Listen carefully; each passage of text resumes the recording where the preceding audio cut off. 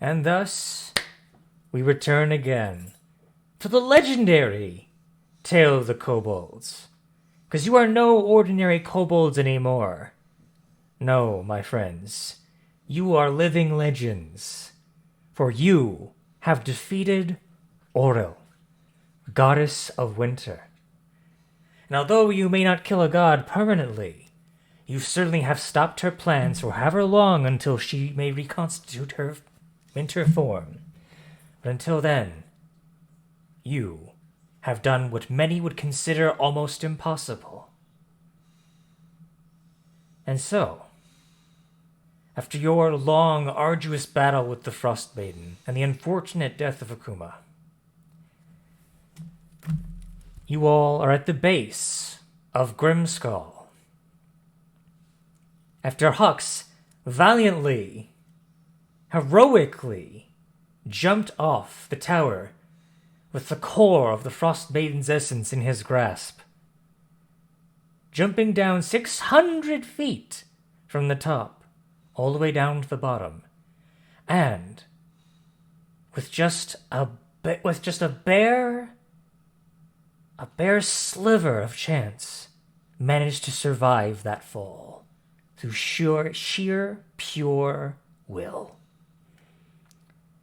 Yeah, so Yes. he was 2 hit points off from being instant killed, and the only reason he was 2 hit points off and not was that Meepo had cast aid earlier. So that was very much a coin flip on him plummeting to his doom instantly. Yep, you very much could have died there, but you didn't, and that makes it all the better for it.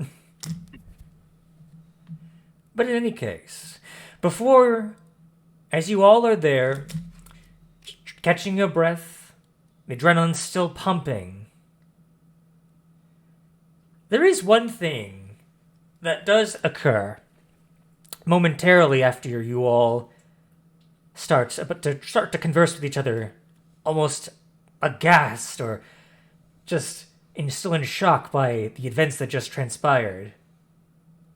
There is a cracking sound that you all begin to hear coming from the tower behind you. It starts off small at the base, and then it gets wider and bigger until all the cracks start fracturing and spiderwebbing all across, all around the tower. If I were you, and as your DM, I don't make suggestions lightly, it would be wise to move away. Otherwise, the tower will come crashing down on you. Ah, shit. Run! And so, This tower was made by giants, not by Auril.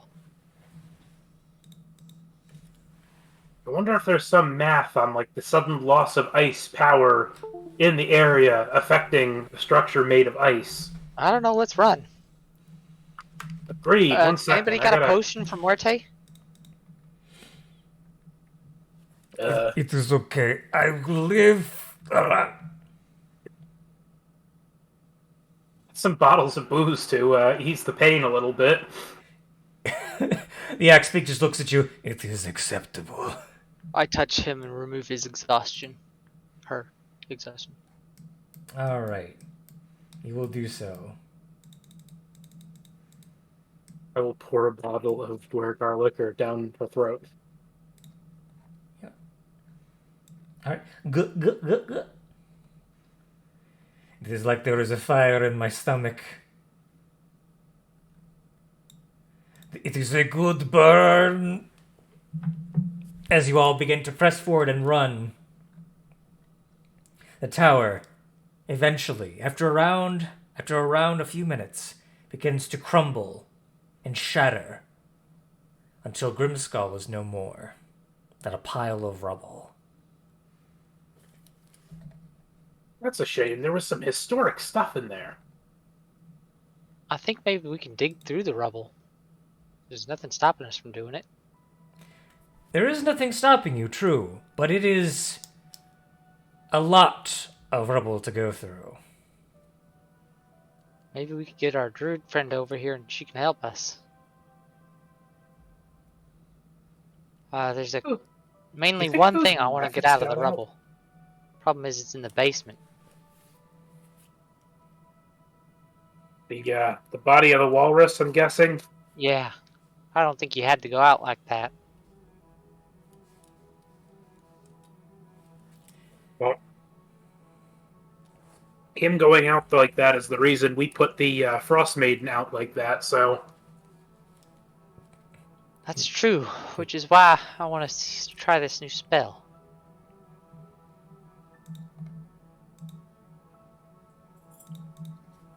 That being said, was there any stuff we left on top of the tower?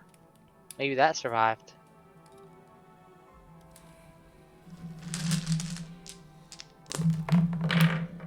Don't mind me, just break rolling. that egg, right? Yes, there are two things that you managed to grab quickly in your dive off the edge. You managed to grab the wooden chest that was there, and you managed to grab the silver dragon egg. There were some things you were not able to take with you quickly. There was a silver. I believe there was a.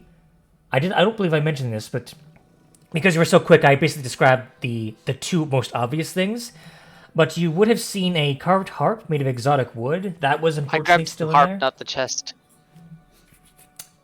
Well, let's see here. One of you grabbed the chest. No, you mentioned the chest, but I grabbed the harp. You grabbed the harp. All right, they don't have the chest then. Oh no. Looks fine as long as we save the egg. Yep. And to be fair, this harp is exquisitely crafted. It is made out of an exotic wood with an ivory inlay.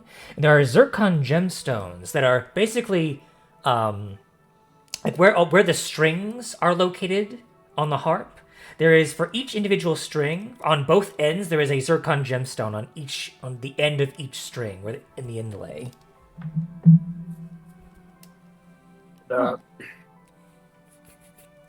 I lost a couple of hatchets and javelins in the basement, but nothing I can't replace. Well, I vote we do a bit of. I vote we go take a nap and then do some digging. Yeah, that's my plan too. Works for me. Just cause this building has collapsed doesn't mean I'm not going to loot it down to the bedrock. Yeah. I figured Bed. you'd want that kind of stuff. Bed ice. Scales, can you play the harp? I can certainly learn. Well, here you go. I've got no use for it.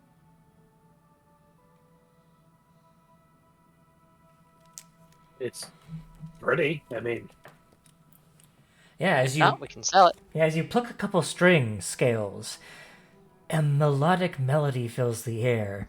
This harp, despite being out in the cold in the elements, the melody rings pure. It is finely tuned.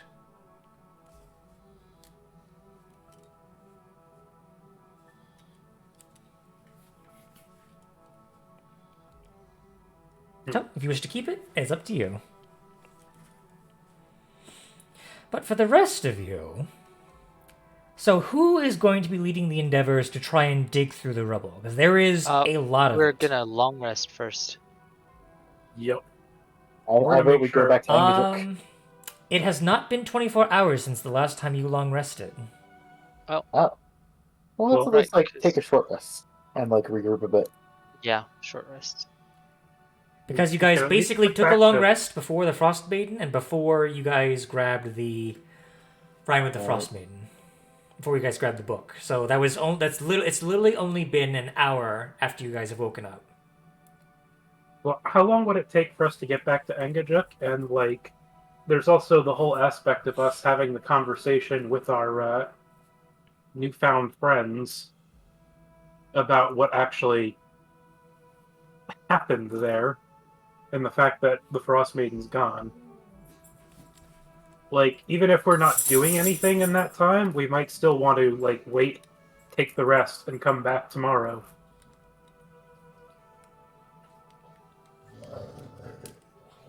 I mean, I don't know that we necessarily need to go in here with like full spell slots and everything. I was just thinking like it could be good to do some RP stuff and get our breath back. If that makes sense. Yeah.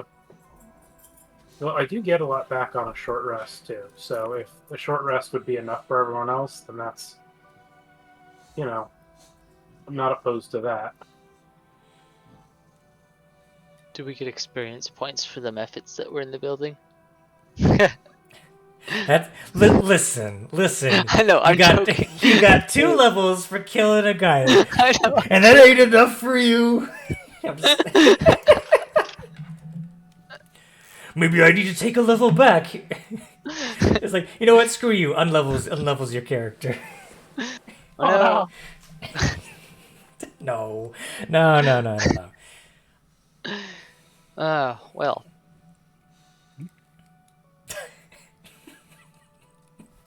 So are we short resting and then picking through the rubble? Is that the plan? I would think so. I mean that is my suggestion. Short rest, pick through the rubble, see if there's anything near the top that we can salvage, and then go back to Yeah. Angajuk and RP with the NPCs there.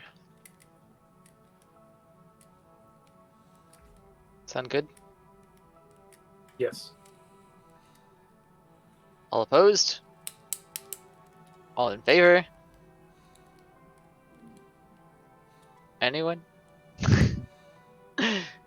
Okay, sounds like that's what we're doing. Okay.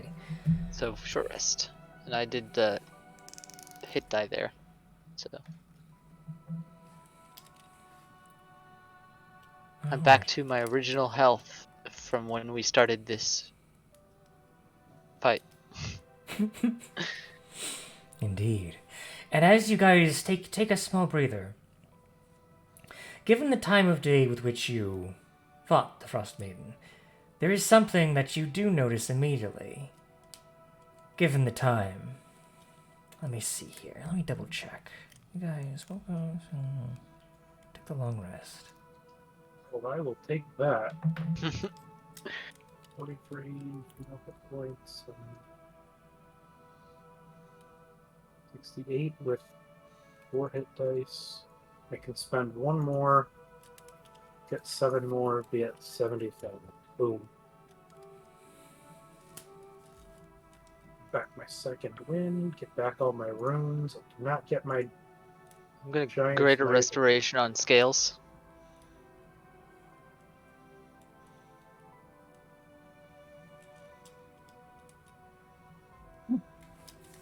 Even 30. Yep, I'll let you guys take your short rest. As you all are resting, you do notice that normally, as there has been for the past night, every night for the past few years, whereas there would normally be an aurora borealis in the sky, this time, the night is perfectly dark with no light whatsoever in the sky. And what's more, the temperature, it seems to be slightly warmer than it was. Is it nighttime? It is nighttime now. Because remember, Right. you guys have been Because we on a were- sleep schedule right. to have it so that purposely you would hopefully avoid the frostbite. But given the times that you guys were going between the trials, sometimes got like a little bit wonky.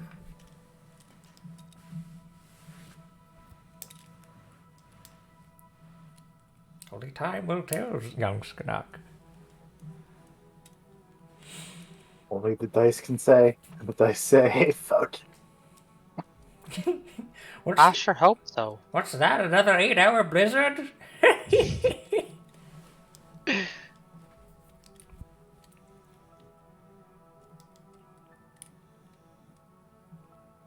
All right. Has everyone rolled hit dice?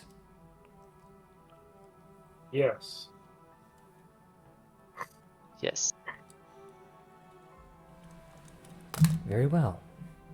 Then, as you've taken your short rest, what is your next course of action?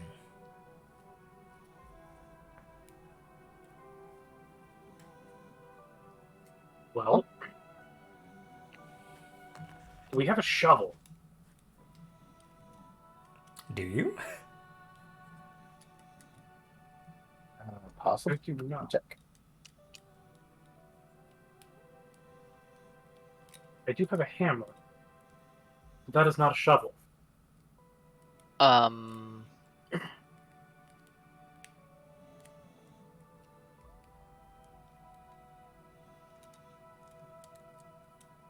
Let's see.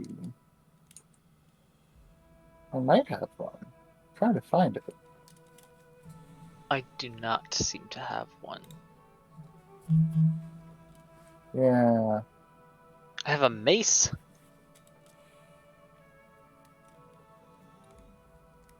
Wait, you actually have a weapon on your person?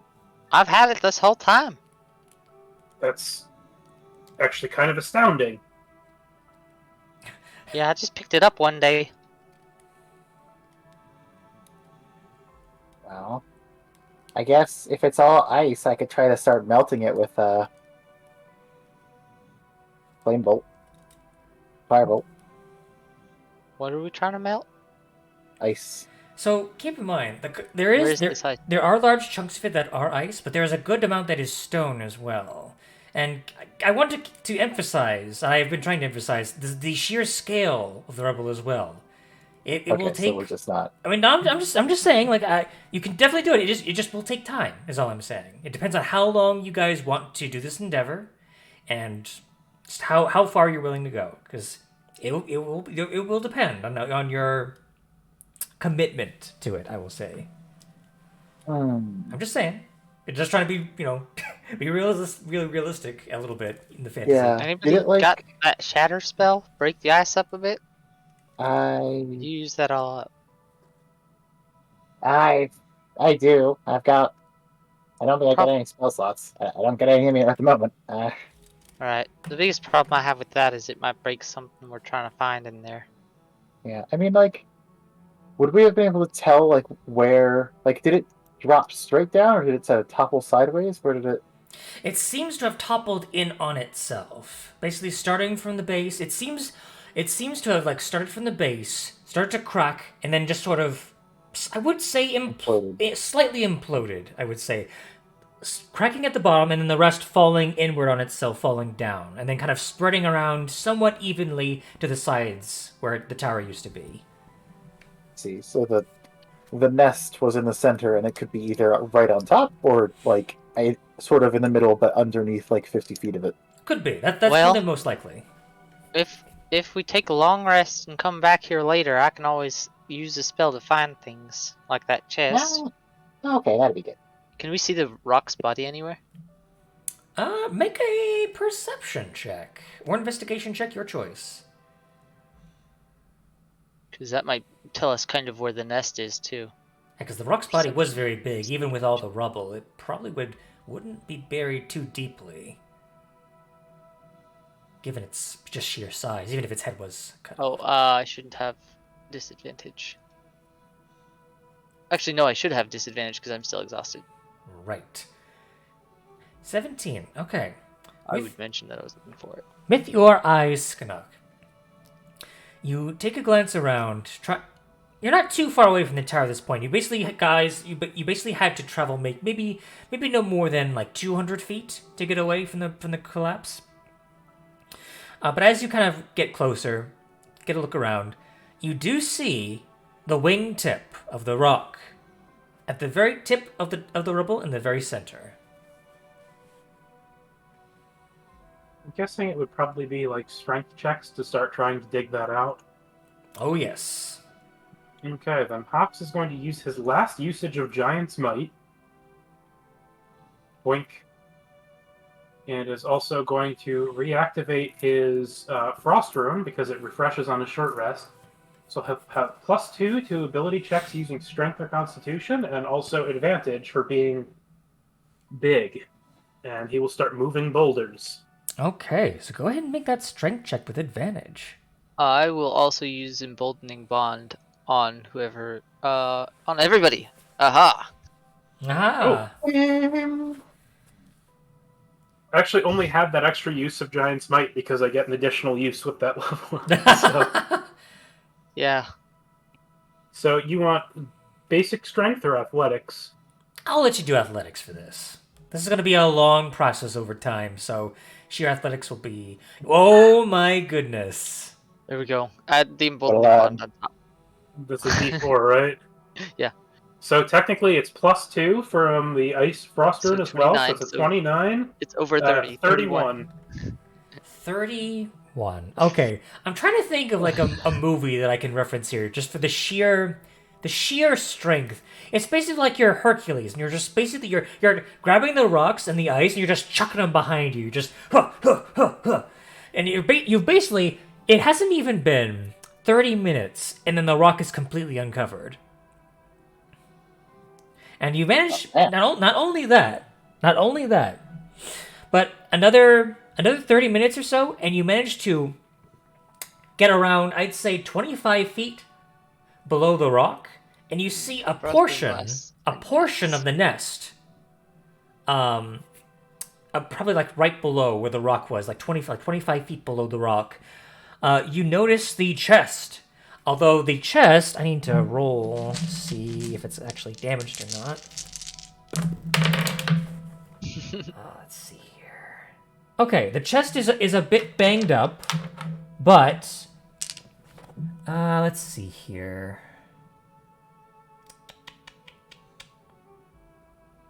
It seems like whatever locking mechanism that was holding it locked has been broken from the sheer impact. So it is actually easy enough to open, should you choose. And as you look inside, the chest, yes. As you look inside, you see 320 gold pieces right off the bat, and a golden ring with a black pearl set into a fixture shaped like a whirlpool. There is, unfortunately, something that was ripped apart inside. It appears to have been some sort of scroll.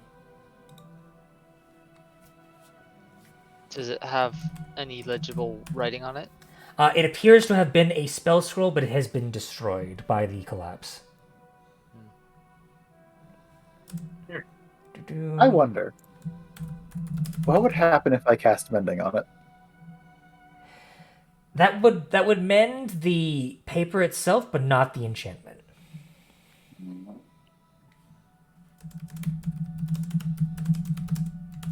Damn. I could like try to miracle it together. You gonna try and divine intervention that shit? Hopefully nothing else gets in the way. If we do mend it, even if we can't repair the scroll to usability, can we at least tell what the spell scroll was? Sure. There's a little bit enough you can maybe tell what it was. Go ahead and roll Arcana. Oh, guess what Hawks has advantage on now that he has the Storm Rune? What? Arcana. I'm not very good at it, but he does have advantage. 14. Emboldening bond. I guess I do have Emboldening Bond. There we go, 12. 18. 18? I'll leave this to you. I'll tell you what, Skanuk. Normally, mending wouldn't do anything to fix it. But what you see here appears to be a spell scroll of Mass Cure Wounds. Now, you rolled an 18 on your Arcana check. So, what you might be able to attempt to do, if you roll me another Arcana check and beat a DC of 20, you'll be able to repair this. I will say you'll be able to repair this spell scroll to a usable state. Now, if you fail this check, it doesn't mean that the spell scroll will be completely unusable anymore. But if you try and use it, there may be some weird effects. How does that sound? I see. Alright. I can guess use that spell scroll, so Yeah. One of these a while ago would have been helpful. And yeah. fire as a missile. Okay. 23. All right. Using your own mastery of both technology and magical expertise, you figure out where the runes that were supposed to be there should be. And you think to yourself, okay, so if this goes there, this goes there. You see the math start to fly around in your head. And you... pardon me. You manage to reconstruct the spell scroll to a usable state. And now you have 1 spell scroll of Mass Cure Wounds. Well, I should use this now, or should we save it? I think save it. Yeah, I think we're in pretty good state right now. Oh, while we're looking at fancy runes and writing materials, I have this pen I've had forever, and I keep on meaning to bring it up, but it's never come up. It's got these runes on it. I thought maybe you'd be interested in it, Hawks. Let me see here. Now, It's a scrimshaw handled ink pen with a black runic designs along the length. let me see here. Believe it's just a trinket. Yes, do you remember where you got it? It was rolled on a trinket table at the very beginning of the game before we even started. Interesting. So what you'll notice, Hawks, as you're looking at this pen and quill, it definitely doesn't seem to be made by a modern sort of standard. It definitely appears to be made from someone who has more of a druidic talent to them. As you notice that the language that it's being written in is actually, might notice that it's druidic. I don't think I would know the language, but Oh. if it is intelligible language, I would be able to read it from. Oh, where is that listed? Yeah, okay, so I do have Eyes of the Runekeeper. Okay, so I misunderstood Eyes of the Runekeeper in that case, but you read our writing. Let me see here. What would I really read? As far as you could tell, it's not perfect language that you can tell. It's more. It appears to be more like a design, but it seems to resemble writing. So you can get like a. It's almost like how like a child would draw on something, and like it has like a very similar essence to writing, but not without quite the full understanding. Yeah, it looks like this is like runic patterns rather than runic language. Oh, okay. I wasn't sure if it said anything or if there was anything important about it. I didn't know. I mean, sometimes patterns have meaning, but that's doesn't mean that I'm going to be able to, read that meaning. It's got to be words for my fancy eyes to work. Fair enough. Thank you for showing me, though. So, how about this ring? Good point. What is that ring? That's a very nice ring. It currently does not fit on my fingers. Is it magic? You try to put it on, ting, ting, ting.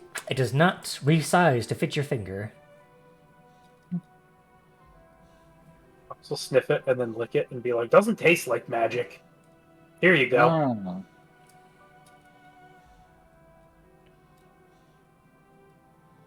Maybe you could add like a flamethrower to it or something.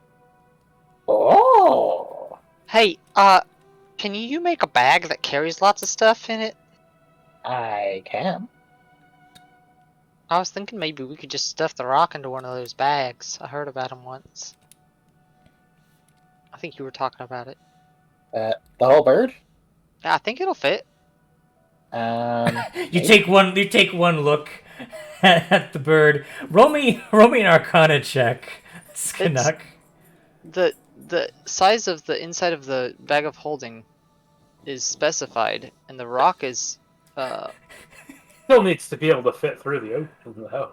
And there are in fact weight limits, and the oh true.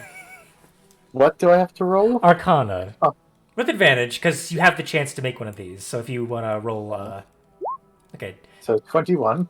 21. Yeah, you're not gonna fit that whole thing in there. Like, first of all, it would be too wide unless you hacked it to pieces to fit into the brim of the bag. And number two, the weight limit. Yeah, bird's too fat.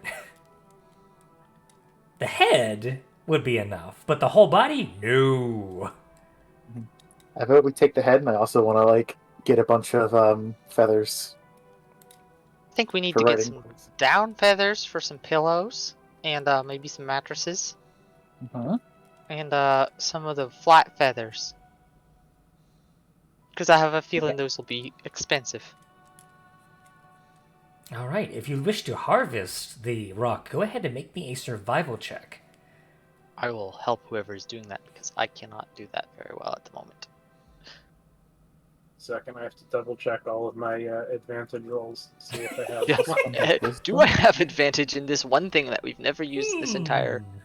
I Well, do not maybe have we've used it. advantage on survival. Okay.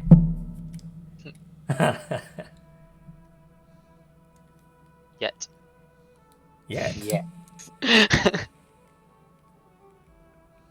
don't know if any of them. So the only two runes I don't have then are the fire and the hill rune. And I think I only get one more rune. You don't get all of them. I don't remember if either of those have survival.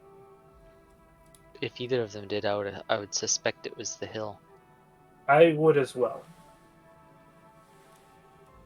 So who's going to roll that survival check? Are you any good at this stuff, Scales?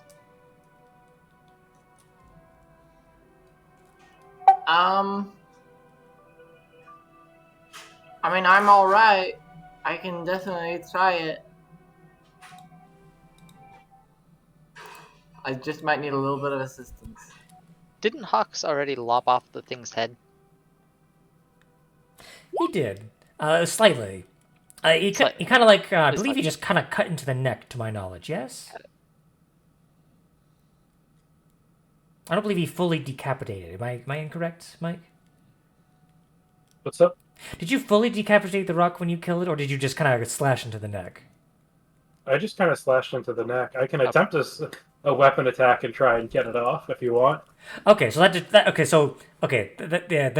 is Because I still think there. I specifically used the. I think I specifically had a javelin out at the time. Yes, that's Right. what it was. Okay, so yes, the head would still be there. So yes, it would only be a swift hack, and the head would come off.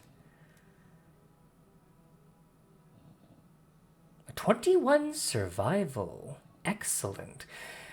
So Scales, as you're kind of like rummaging through, let me go ahead and give you some roll. So what kind of feathers were you looking for specifically? You said you said some. Sorry. Meepo says he was helping whoever was. Yeah, I was helping. I had mentioned the two types of feathers that I was specifically looking for were down, Down. and the flight feathers. Down and flight feathers. Okay, so for the down feathers, you retrieve 24 of the down feathers. And for the flight feathers, you receive 17 of them.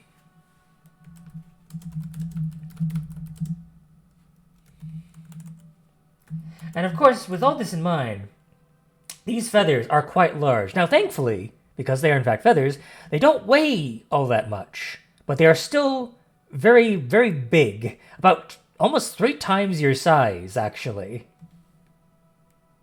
How much gold was in that chest again? 320. 320.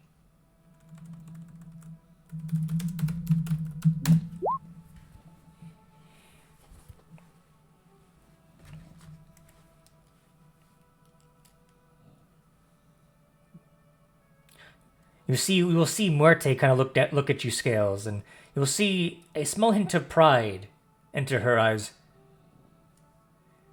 You've become quite brave, little one. You do good work. And as she'll just give you a nod.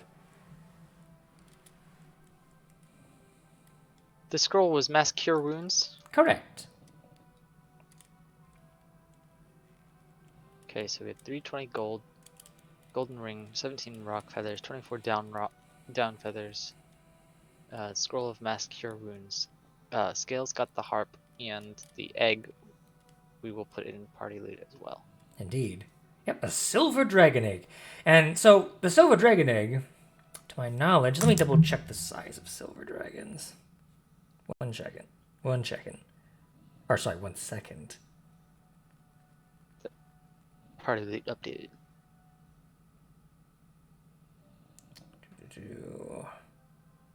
Interesting. Okay. So the silver dragon egg is a little bit taller than most of you. Honestly, it's around the same height as Hawks is. Normally, not his current height.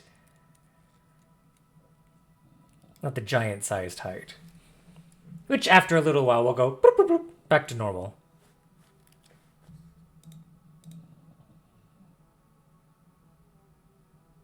Man, that sure is handy in and out of fights.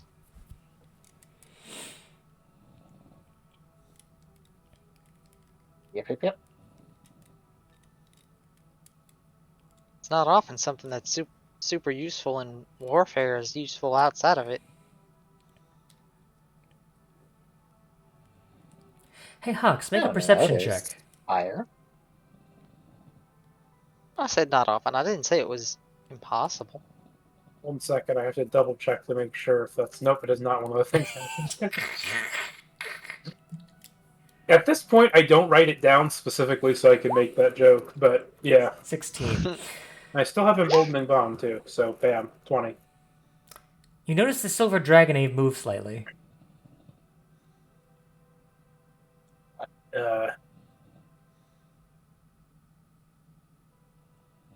You kind of blink and you like look at it, and it's not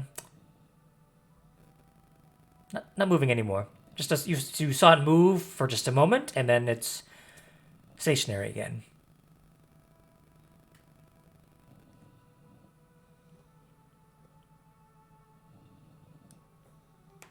For anyone who wants to, you can go ahead and roll a nature check with advantage, given your kobold natures. Nature check. Nature check. Myself nature check. D2. Roll them out. Oh, I forgot to put in both bond on. Let me do that. 3, 17. 15. 15. So all of you could guess, given, although dragon eggs and kobold eggs are of a different breed than each other, you could hazard a guess as to say this dragon egg, given the fact that it's in its most likely in its natural environment for hatching, it might hatch in as little as 5 days. Well, we better keep an eye on it.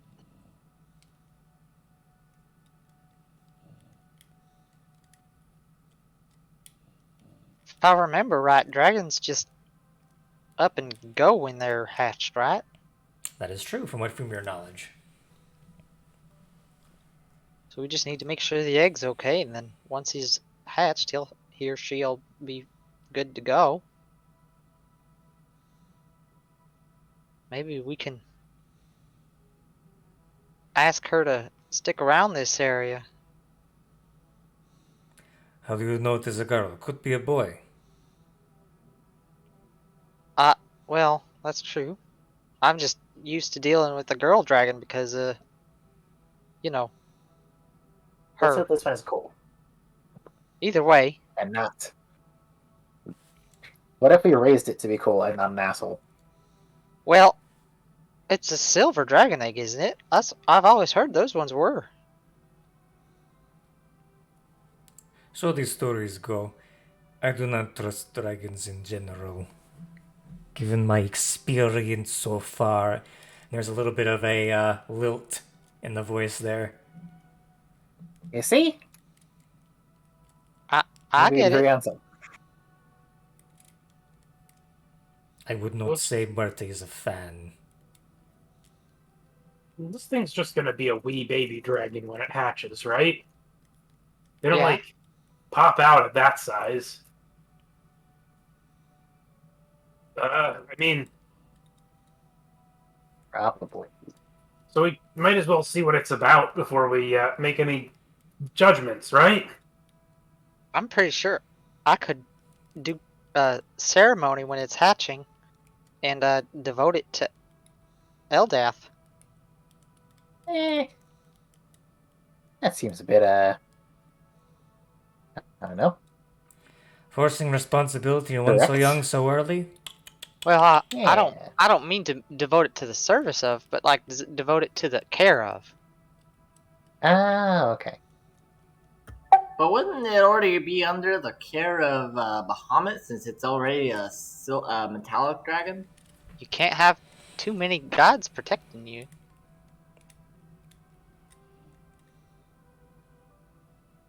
guess as long as you're on that side of the pantheon. Yeah. Ah! Oh, good. Ah! Yeah. My mouse. I kind of feel like the more evil gods you have trying to protect you, the worse it gets. That's probably true. And Also- I'm sure it would grow old enough and make a decision one way or the other. Probably towards Bahamut, but that's up to it. Also, the dedication of ceremony is a humanoid. Well, I don't know if that matters. I might have wiggle room for ceremony, depending. Maybe. I'll have to double check. Yeah, because it's a willing humanoid too. yeah, that's true. Well, once it's hatched, we can ask it. If it's cognitive enough. I doubt it's learned much of what anything is inside of an egg. I don't know how dragons work very well. Should we get back to Angajuk? Is there anything else we were looking for here? No, you believe you retrieved the source of the poem of the rhyme with the frost maiden. That is the main thing to which you were looking for. To your knowledge. Who has that, by the way?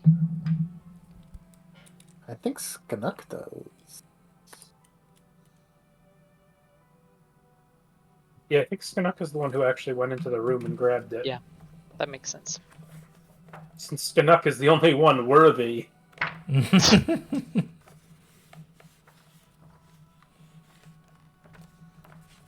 So, in that case, does anyone look into the book, or do you prefer just to hold on to it for now?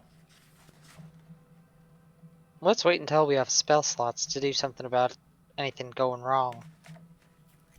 I think we should all sit down around a table at a tavern and enjoy a pint together and read all of Auril's terrible emo poetry and have a laugh about it. So let's hold off for now. I don't want to be spoiled.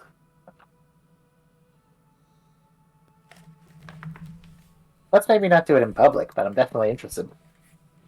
Yeah. I agree with that sentiment.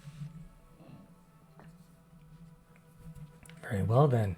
In that case, do you all venture back to Angajuk then? Yes. With the egg in tow. All right. Make a little sled out of the rubble. I believe you guys still have some rope, yes? Yeah, I think Tox so. does, yeah. Tox has 35 feet left. 35 feet of rope? Okay. With Muerte around, you can definitely get most everything in order. Like, to, like, the minimum threshold of comfort necessary to constitute long sled rides. Using the rubble that you've collected. I'll make a little nest for the egg out of the lid of the treasure chest. Aww. That's pretty cute. I like that. Alright. So, you all managed to head back, yes? I would just stick some of the down feathers in that nest to keep the egg from like bumping the sides of it. Gotcha, a little bit of cushion. Right. Which is easy enough to do. Given how big they are, it is a great amount of just cushion like as well. Two or three, not a lot of them. Yeah, because- definitely one or two gets the job done easily enough, given how large they are. Yeah. But with that said, you all venture back, and as you do, the temperature seems to rise. There is no unearthly chill anymore as you ride throughout the island, and thus you no longer need to make any saves for exhaustion to beat the freezing cold on the island anymore. But eventually, you see the docks, the ancient giant docks, from which you had entered the island from. And sitting on the pier, you see Rhiannoch Beans, the little shrub, who currently are apparently having a bit of a conversation with each other. They appear to be kind of like whispering in hushed, worried tones. And you also see as well the body of Savage, who currently has been completely thawed out of the ice, whose arms are kind of tucked into each other in kind of in a kind of self-embrace.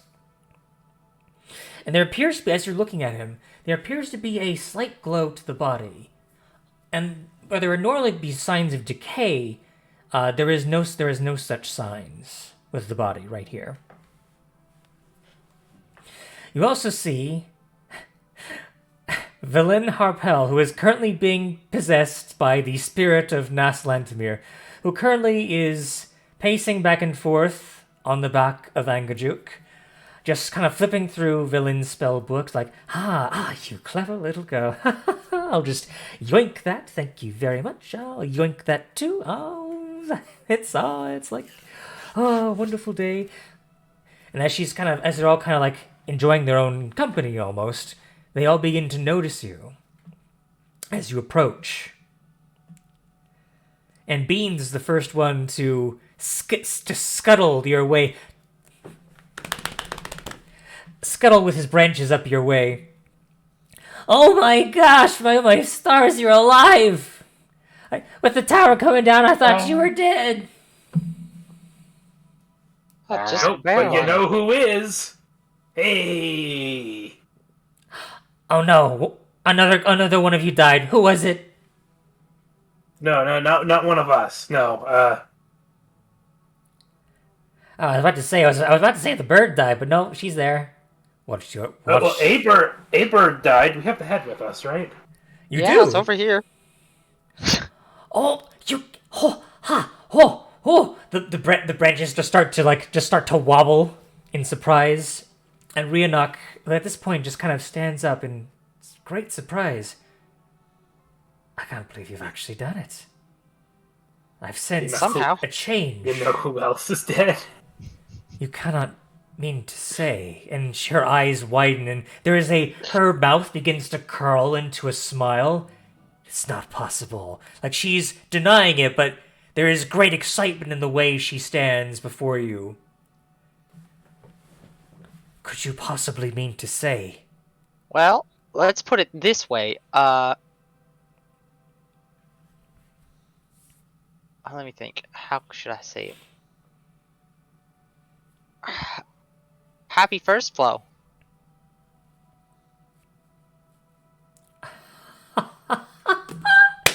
She will begin to laugh, and she clasps her hands together, and she will grab Beans and just kind of twirl him in the air. Oh, I had not thought such a thing possible. Oh. It was kind of an accident. Well, we weren't intending to fight a god, and then we Right. did, and it was... That part we was did. the accident. And yet here you stand before me. Kind of surprising to actually be standing, considering what we went through. But, yeah. I can see that. The bloody tower fell down. Yeah, but before that, Hawks jumped off the tower with Auril. That's how we killed her. No. Yep. Still can't quite feel my feet yet, but, Yes, how are you I'm still sure that'll get standing? better with time. Oh, There was a little bit of magic involved. Well, that I can believe. Oh my goodness, you must tell me everything. And she will just kind of lead you towards the boat. Who, by the way, Ness, has not paid any attention at all to you, is currently just sort of in her own little world, just scribbling away at notes. Clearly you can see she is in the process of scribing villain spells into her own spell book. She's currently going through that process. Oh, there was this walrus who was being kept by Auril. He's currently under the tower. Alive?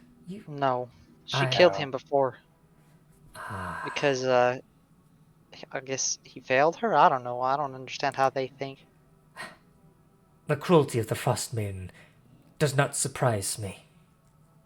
But I don't think he was a willing Well, he servant actually of hers. provided us with a lot of advice. Then may Eldath rest his spirit, and may it find peace. And she will just kind of put a hand on her heart and she'll kind of hold up her gnarled wooden staff and just kind of lift it up in the air and kind of stamp it onto the ground as if to commemorate the name. Do you have any way of moving large chunks of rubble? Out of curiosity. She kind of glances to where the tower once stood. Well, I can turn into a bear. Yeah. That's about as much as I can. Well, yes, that's about the extent of my physical strength. Magic-wise, Plug wouldn't be too much faster, if I'm being honest. We should at least leave some sort of memorial there. Right. What's more of a memorial than that of a crumbled tower, I suppose? It's almost like it's its own death mound. Right, but, no one knows that... we know, but, I don't know. It just seems like we should do something more. She kind of thinks to herself. Build a snow walrus on top of it or something. I could hallow it. She snaps her fingers. That is something I can do. Tell you what. You all go with Hungerjuk. I'll make a little special something.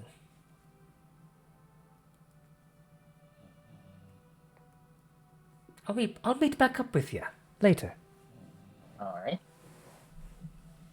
For now, I think the lot of you have earned some well-deserved rest. Lord knows you could probably retire. No one would ever deny you that. I can't. Defeating a goddess. I still can nearly believe it. And yet, I do. She kind of smiles to herself and just shakes her head in disbelief, but the happiness, there is a deep-seated happiness in her heart.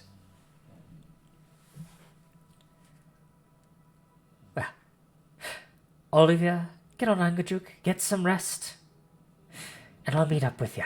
And you can see she will begin to turn into an owl, and she will fly off towards Grimskull. Guess without the storms, it should be kind of easy to get back to the mainland. It will be very easy, Angajuk bellows out from the water. Hello! It is good to see you are well! Do we want to take our time and look at those ruins from the bottom of the sea that we passed by? While we're here? Be nice.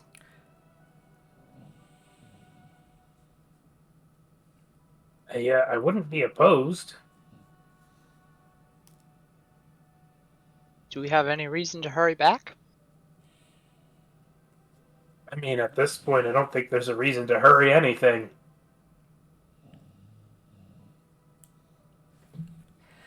What is there a reason to hurry for? You see the possessed form of villain as Nas just kind of looking up from her spellbook. Oh, you're back. Good to see you. That's a good one. I'm just happy birthday. Yeah, to you don't have anything you need to scurry off to, right? Not at the moment. I mean, oh wait, you're back. Does that mean you? Did you find the codicil? Oh, yeah. You'll see there. She kind of gets like a little bit of a frenzy to her eyes. May I see it? It's not going to be as useful as you thought it was. Oh, why is that? Who wants to sell her? We kind of we kind of killed Auril with fire. And big jumps. There's a bit of a That's true. pause. But you still need it to get into that city down there, right? Wait, hold on. Wait. She kind of like puts up her hands. Go back. What was that you said? Well, we were doing these trials to get access to the codicil, and Yes. we were doing pretty well. And then, Yes. well, we came out of one, and Auril was there. Yes. Ooh, Not and good. it kind of escalated, Okay, escalation. and we won because we're badass, and she's kind of a chump. You four. To be fair, she was weakened. Four kobolds went into the lair of Auril, goddess of winter, maiden of ice, cold crone, brittle maiden. You four, and, well, five, pointing at Muerte, managed to defeat a goddess. And you lived. You don't see Yes. her tower anymore, do you? She looks on. Yeah. Wait, the tower's gone! And this little Yep. guy's the one that did the most to her. Patting Scales on the back. It's not very little when that happened. Her mouth is agape. That's true. Roll persuasion, all of you. This would not have the bonus from my ability because I didn't use it recently. I do not have advantage on persuasion. We also killed, Are you we also killed a sure? bird. 22? Okay. 14. You can tell there is still some doubt. Yet, you're standing here before her, and you have the codicil, so she... You can see the gears are still turning. Just... like right in the head. She's still, like, mentally processing. Right, well... she kind of waves her hand dismissively, ignoring all that. Death, Frostmaiden shouldn't theoretically stop the poem from working. Well, I could imagine. Actually, well, it would be hells for her followers. Oh goodness, if she's gone, all of the followers who she granted power to will now be powerless, no doubt. Anyone who followed her will most likely be absolutely terrified and probably running for the hills as we speak. So that's good. That's one good thing. Any creatures that she created will most likely, well, not all of them, but some of them will probably be not as empowered, shall we say? I'd say good things all around, then. The book should still theoretically work, if I'm right. The power is in the abjurative enchantment, not the actual Frostmaiden's divine will itself. Theoretically. Now, where did you say this city was? Oh, the city itself was deep in the heart of the Reggae Glacier. I believe I've already scouted out the actual place of entry. But it will take us some time to get there. But that's neither here nor there. You have the book, you said. One of us does. May I see it, please, may I see it, please. You can see there's an odd kind of like a need, a incredible want from the individual, and I'd say the only person who would really be able to tell this is Meepo. Meepo, roll me a religion check for me.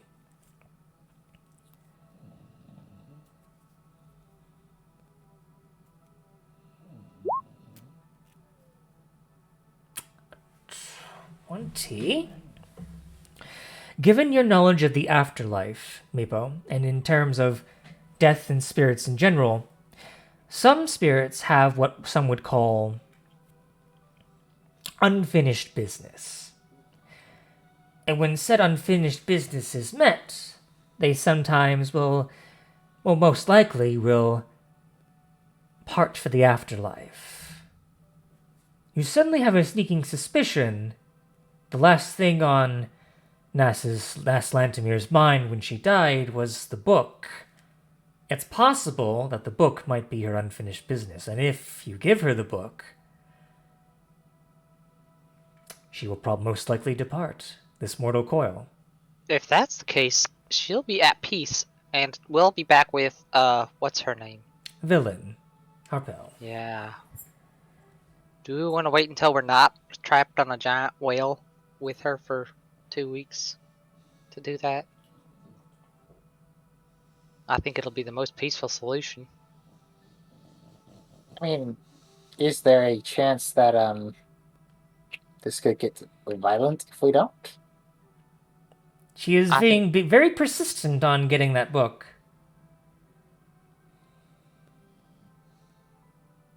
I think we oughta sleep on it first. Not that we're trying to keep anything from you, just that we're all pretty exhausted. I'm myself am very exhausted. And Oh, please, Oliver, please, I gave my life to find this book. Please, just let me look at it. Just one look. I say well, we do it. your personally.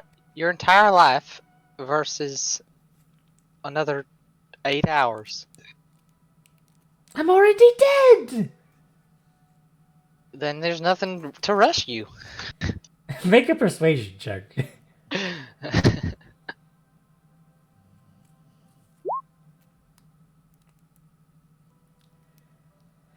Oh, please, I can't wait another minute. Just please let me look. Please, please, please.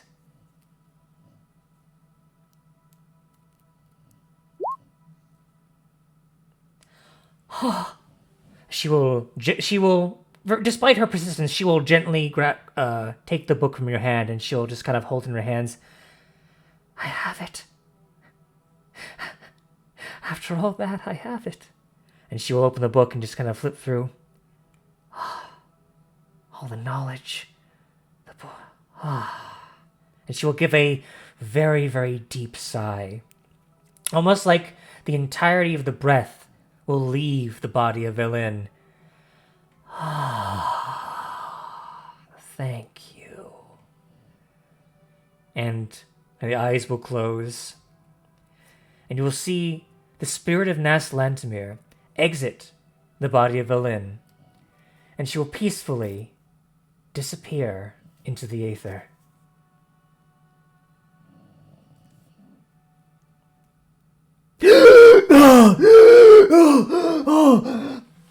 As Villain Harpel suddenly regains full control of her faculties once again. You okay? There is a pause as she keeps breathing. Shoo. Shoo. All of you. Calm emotions. Alright, calm emotions.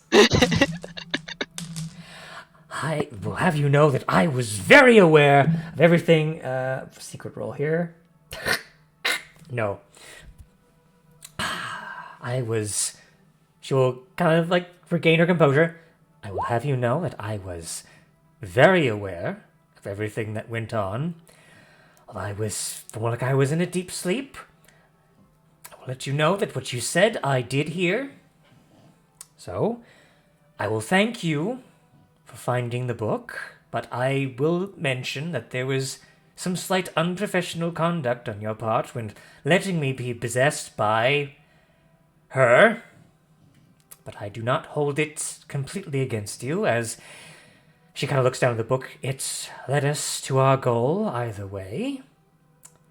I suppose I should be thankful, in a way, that you kept me out of danger. So, thank you, she will say through only slightly gritted teeth. Don't mention it. I'll mention it and say thank you. I suggest you use this opportunity to think about why we did that. Gee, I wonder, could you please tell me, enlighten me? I would love to hear it. It has a lot to do with the way you treat us. In what way? You've been very rude and How? talking down to us in a lot of ways. And How? you're just kind of not very trustful. Snippy, snide, pushy. Yeah. She kind of purses her lips and puts her finger. I understand you're trying to get some things done, and it's a very stressful time for all of us. But there's no need to be rude about things. I understand we probably did go a little far letting her possess you, but by the time she'd already done it, I didn't know what to do to keep both of you alive. I mean, she was already dead, but I wanted her to go peacefully if possible. Also, we got a lot of good information out of her, too. Right. Information that helped us get to where we are now. Yes, So, as I've said, it led us to our goal either way, so I can't complain all that much. But You also have her spell book. that is true, and I noticed that she attempted to get some of my knowledge. Well, now she's in the afterlife. Ha ha ha ha ha ha ha ha. Sort And now you have hers, so you shared. Exactly. I win in the end. And she kind of just looks towards the air and kind of squints, kind of scoffs. Serves you right, Nass. See, again, snide, sarcastic, snippy. All right, okay. I could learn to improve my attitude, but as far as trustworthiness goes, I can't help but be untrustful. I was raised in an environment that bred such conduct, and given my colleagues, could you really blame me? Fair enough. Fair enough. But I was raised in a raised cave. Andes, and I'm a coward and a wimp. yes, And a hoss. yes, and it's true. So, what is your point? Those are very Yeti-like behaviors. Points to Skinnock. Well, either way, from this point forward, we'll trust you and you trust us, and that'll be it. Fine. But I swear, if you let me get possessed again, I swear the moment I'm out, I will Oh no, end you. I've got anti-possession stuff ready for that. Actually, I no, I take that back. I will not end you because apparently, according to your information, you killed a god. So actually, you know what? I will be doing no such thing. But I'll be very put out with you, and I will no longer conduct any business with you in the future. That's fair. Not only did we kill a god, but we're stronger now than when we were fighting the god. Yes, I noticed you all have a bit of an air of superiority. Well, no, that's not the word I'd use. But there is definitely a different air about you. I suppose killing a god would do that to someone. I suppose.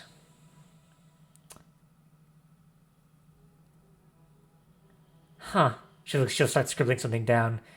Well, since we have what we came here for, I suppose we should be off then, shouldn't we? I'm ready to go. We've got Savage's body, right? Indeed, you do. Yeah, I think so. I'm gonna try something before I rest, but you guys can go ahead and rest. Do we have food for the trip? Yes, what are your ration stocks looking like? Slim. Hawks ran out at, like, the very end there. We have our friend Bean. So we I Yes. don't should take a starve. good berry. Yes, hello. I can only get a certain number of berries a day, or, a while. Let me actually, that's a good question. How many? I haven't been picked for a while. How many do I have? Hang on. I think any amount would be. I have 2 rations left. I have Very 5 berries. good. I have 2 rations for myself and 4 rations for the party. Well, I could try So that's to. 6 We could try to total. fish on the way out. Oh yeah, I could hand you guys my hook of Fisher's Delight, and you guys could do that while I'm dealing with Savage's body.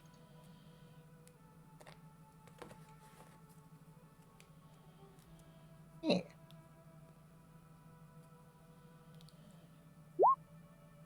All right, 3 rations for Scales, 6 rations for Meepo has. Okay. Good to know. With that, though, Angajuk will begin the descent into the ocean. Okay. And I will try casting Raise Dead on Savage if he's willing. Okay, and do you have the required diamond worth 500 gold pieces? Oh, that's a good question. Do I have a diamond? No, I don't. I will not cast Raise Dead. Instead, I will. You'll think about it. You'll I'll think think. about it. So close yet so far. You have the capability. But I you... also need that. Indeed. I need a wish list here. Copy. Also, we spent a lot of time in the trials. You did, but there is something that you did notice about Savage's body as you came back, so for anyone who wants to, can go ahead and roll an Arcana or Religion check for me.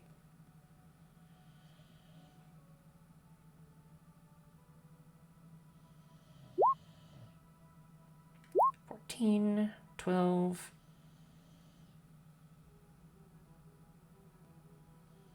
Alright. As you're looking at the body, it seems to be under the effects of some sort of preventative decay, some sort of magic, at least, that is preventing the decay of the body. Yeah. As for what sort of spell that would be, you don't have the exact knowledge, given your rolls, but it appears to be keeping the body from decaying any further.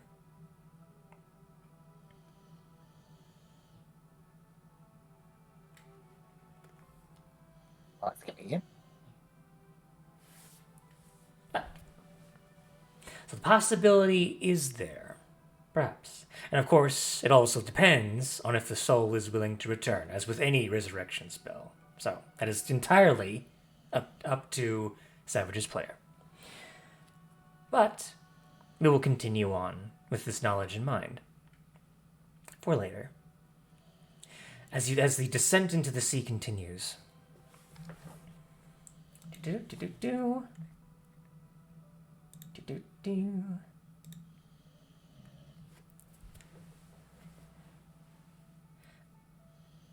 As you continue your descent into the ocean,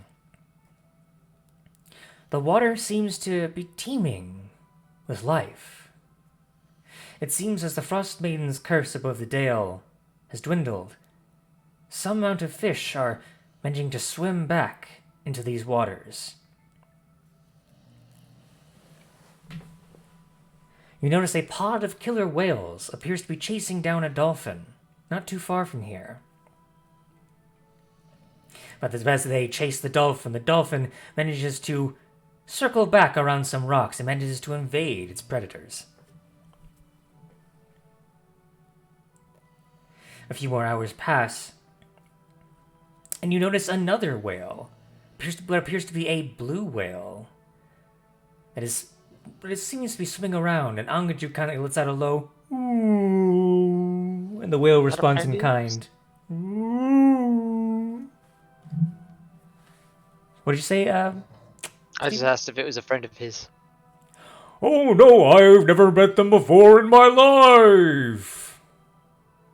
I asked if he would be my friend, and he said maybe. Maybe is a yes in my book. We'll see. And he continues onward. And other than that, the journey is uneventful. You guys get the benefit of a long rest as you turn in for what the time would be to be a long rest. At this point in time, if you choose, you can resume back towards the normal travel during the day schedule, or continue traveling at night.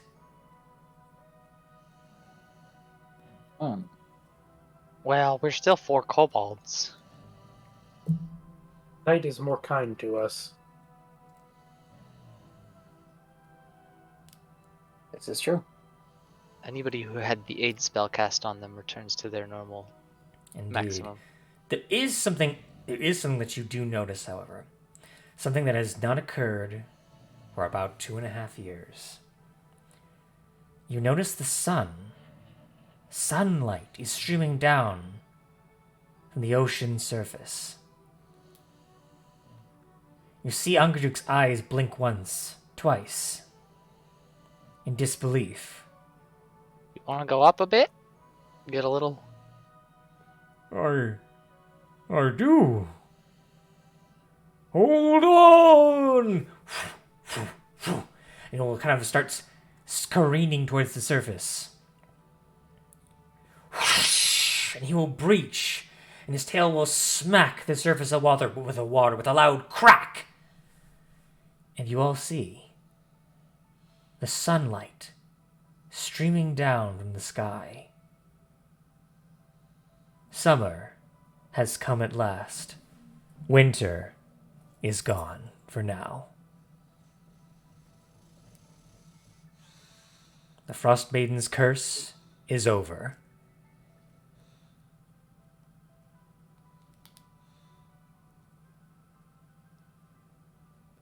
So, you have anything to add before we continue on with this journey?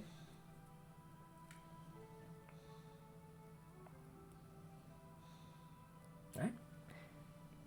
Yeah, good. All right, fair enough. Just thought I'd ask. And with that, second day into the journey, you will notice those giant ruins that you had gone past before in the distance. These particular ruins, I don't know if I mentioned it before, but these particular ruins seem to be on the an oceanic shelf, pretty much on the edge of such a shelf. And there is a distinct drop that just kind of goes down into darkness at the edge of where the ruins are. It appears to be have broken off of something, whatever these ruins were. At best guess, you might assume the ruins themselves looks like some sort of. At your best guess, you maybe think it might be some sort of giant weapon, perhaps, but it's quite large and perhaps might be more of a decoration than anything. But it is the size, around the size of I'd say like a 2-story inn that has been turned on its side. I'd say, but the shape of it resembles that of a ballista.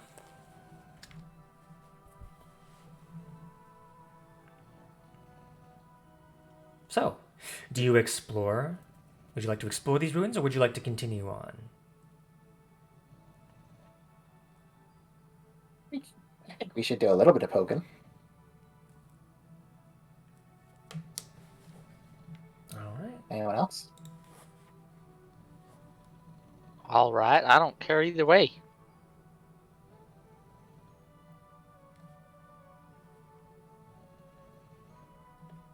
All right, so that's 2 yeses. I'll just follow wherever you guys go. How about you, Hux? If I notice the spell on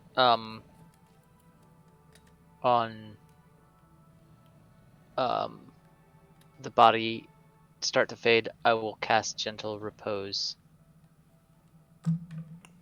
Okay, which coincidentally is the same spell used before. Hawks is definitely interested in exploring some giant stuff. Okay. Well then, in that case...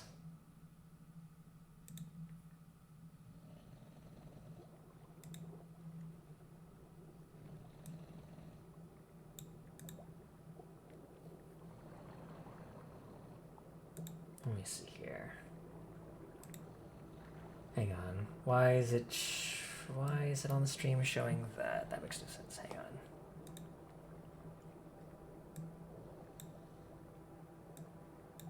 Hang on. That shouldn't be the case.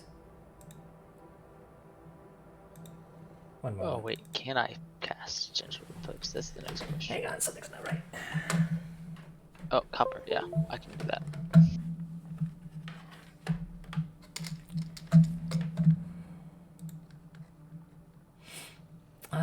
Why is it doing that? It's not moving the map to where you need to be. That's weird. What do you guys see on your maps? I'm seeing squares that are blacked out. Yeah, there's some sort of. It looks like some sort of dungeon map, but Okay, yeah, but for me on my screen and on the stream, it's showing the top of the Ice Maiden's crown. The Ice Maiden's Gonna tower. Refresh the streamer's vision page, maybe. Yeah, Are I'm you gonna do that. Hang on.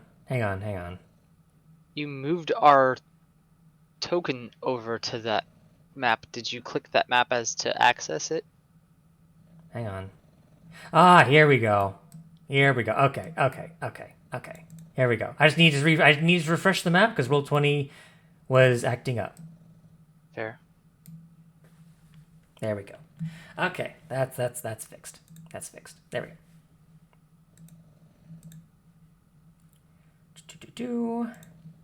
Okay. Technical difficulties. Yeah.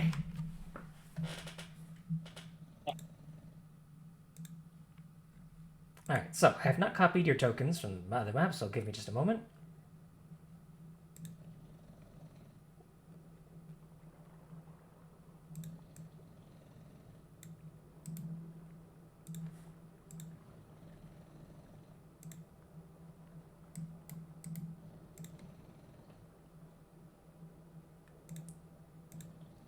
Alright, let me see here. Alright, there we go. There we go. There you all are. Leonardo, of course, is not here at the moment. But as you approach this little location, Scale, the Yeti tyke, who currently was kind of like just sleeping and like occasionally playing with their ball, kind of gets a little skittish and kind of starts to hug you for comfort. Kind of like uneager to see you leave again. Seems to have become attached to you. Oh, there. It's okay. There's nothing that can hurt you or apparently us. It kind of starts to sniff around. Not permanently, that is. Where are we? Okay, there we are. Running. Indeed. From what you can see, there appears to be an entryway of some kind over here at the base. What appears to be like what would have been the base of this structure. Over here. But what's also notable is that most of the structure appears to be leaning off this oceanic shelf. At the end of this location over here, there appears to be some sort of dimly glowing greenish light. And there is what would have been perhaps like a hole of some kind that is just completely caved in with rubble.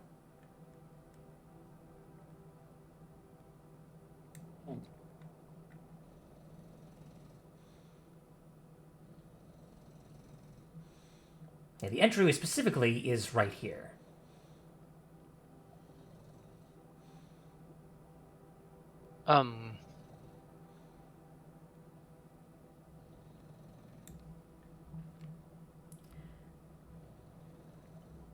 There should actually be another black square right there. Don't know why that was. There we go.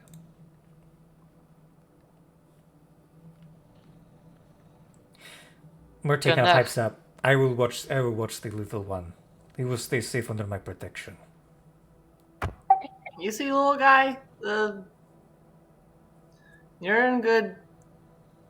Feathers, wings, beak. I do not know how it would go either. All of it. All of it's pretty good. Okay. You will see the Yeti type kind of circle around underneath Muerte's underside, and Muerte will kind of plop down and just kind of like ruffle her feathers, almost like as if you know how chickens like will like kind of like nest over their chicks, and the chicks will kind of poke their heads out. The Yeti type kind of pokes his head out of the feathers. This is a strange feeling I am having. I'm not sure what to make of it. Just call it brooding. No, I refuse. Brooding? I refuse. That seems like something you'd be natural at doing. Oh, I never mind. Yes, that is something that I would do. I misunderstood what you said.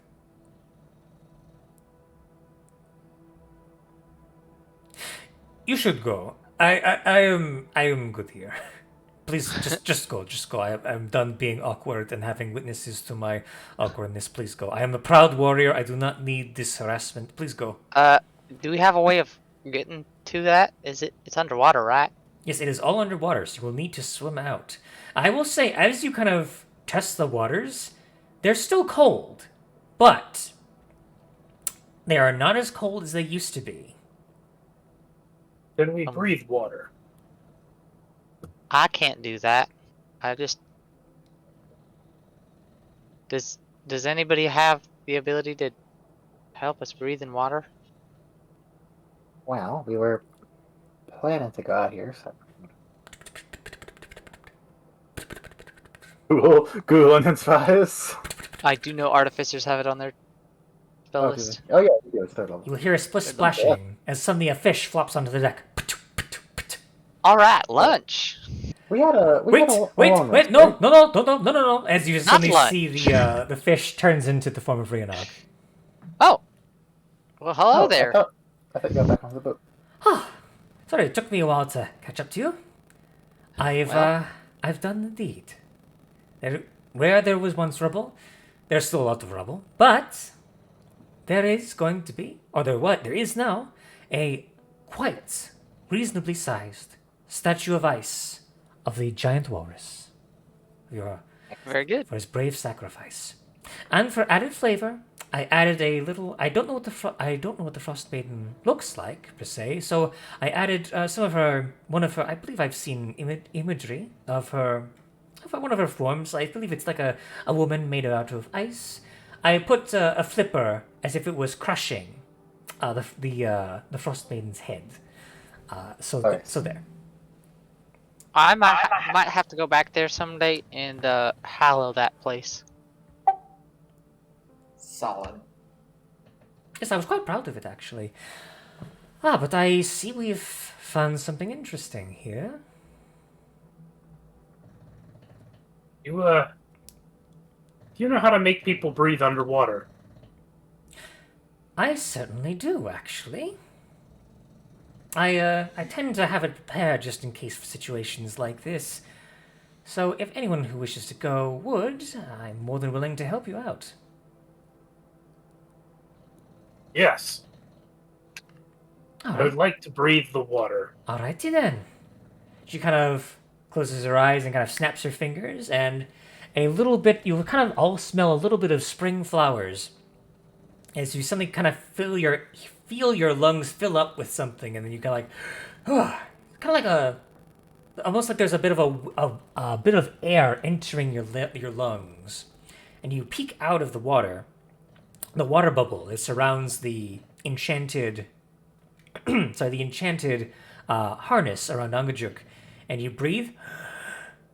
It's a bit strange at first. It's almost like there's a bit of pressure for the initial breath. It's still awkward, but you're able to breathe the surrounding water.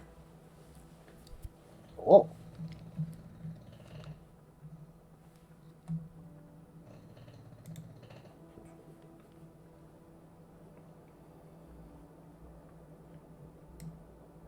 This is different. Eat. Blub, blub, blub, blub, blub, blub, blub, blub.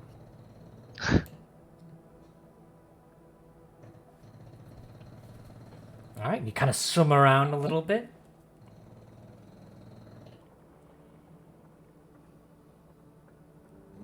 Yeah, as you're kind of swimming around, you see a shark kind of swim around you, Hawks.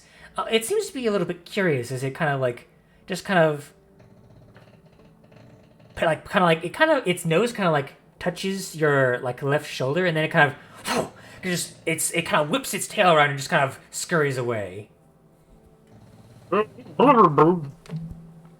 You can in fact speak underwater as well. Water breathing allows that, I believe. Oh. Yes, Hawks is aware of this, but he can't take anything seriously. And the more serious the situation is, the funnier he finds it. I see. So the rest of you... he is actively attempting not to talk with this. Aha. A forgotten thing.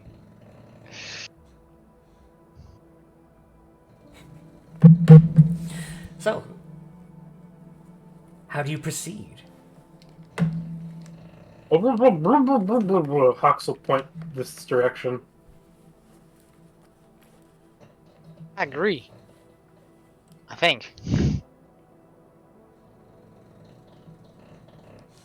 All right, go ahead and swim over that direction.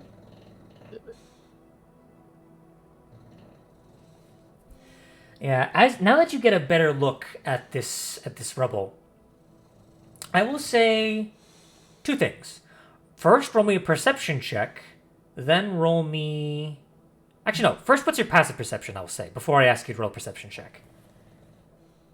Hawks' passive perception is a 12. Okay. Okay, 12.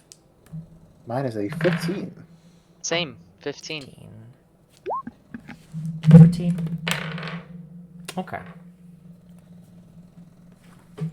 As you as you're kind of inspecting the rubble, out of the corner of your eye, down below maybe 100 or so feet, you'll see something. See like a white disc the size of like a dinner plate. And there's a black spot in the middle of that white disc.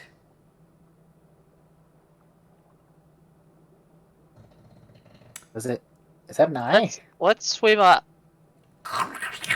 Yeah, the disc turns in your direction. Huh. And then you notice Oh, that? there are two discs.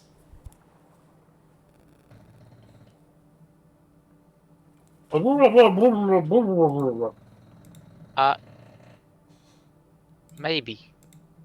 And then suddenly, Back a bit. the area around those eyes turns red. As an enormous squid will slowly flitter about this direction. And then, Juke dinner. and then disappear.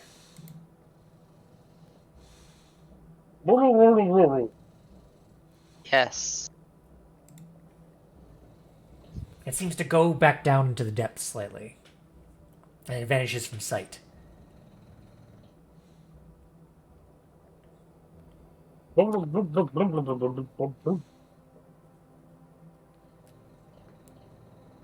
Alright, so with your, let's see here, now go ahead and roll me, so that was your passive, so now just go ahead and roll for me an investigation or perception check, your choice.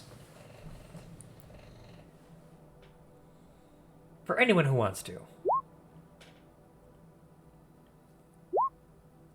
I'm going to do Emboldening Bond. Also, I don't have disadvantage anymore, but that was the same. Yep, fair enough, okay. So, Hawks, you're kind of like looking across this rubble, and it's quite compact.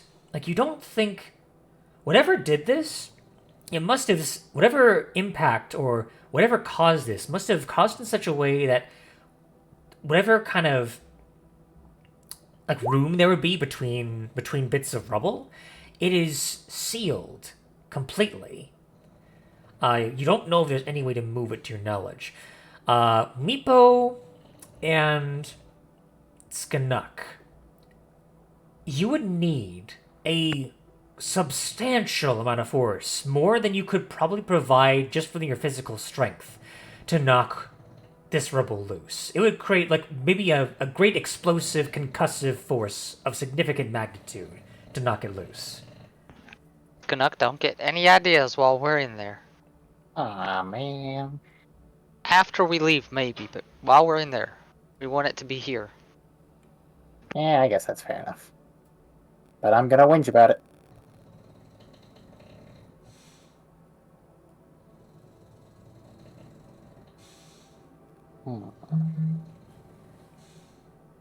So, I guess we should head inside.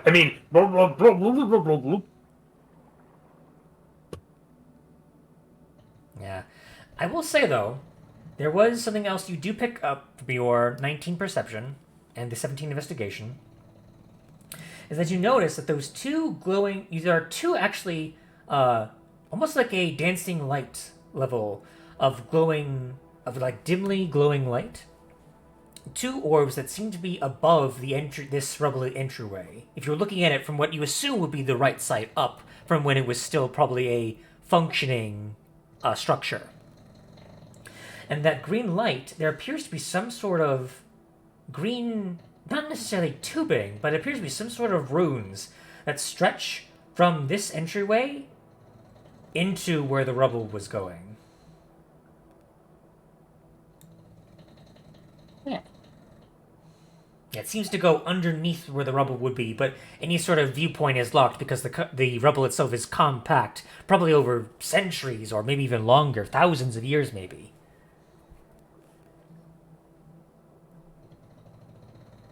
Fair enough.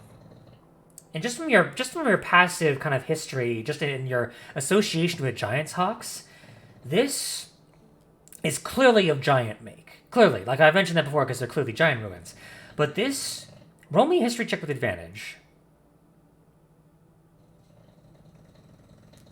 Let's see here. And 19. emboldening bond. 19. I do have emboldening bond.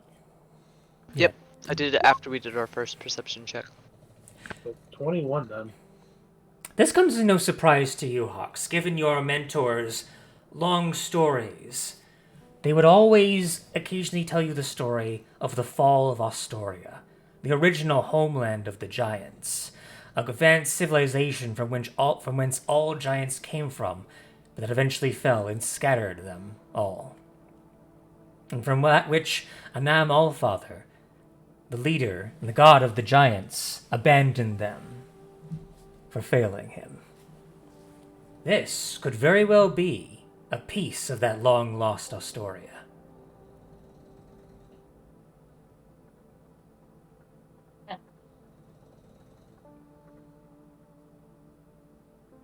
Well, that makes me want to check it out even more. I mean, blah, blah, blah, blah, blah, blah.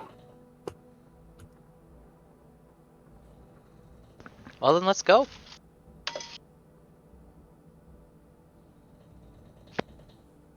Might as well. We enter. All right. Might be some good loot. So you go ahead and head towards this entryway over here, which is the only visible entryway. Over where? Over here. Hold on. Yeah, I'm on the right there. Over here. Okay.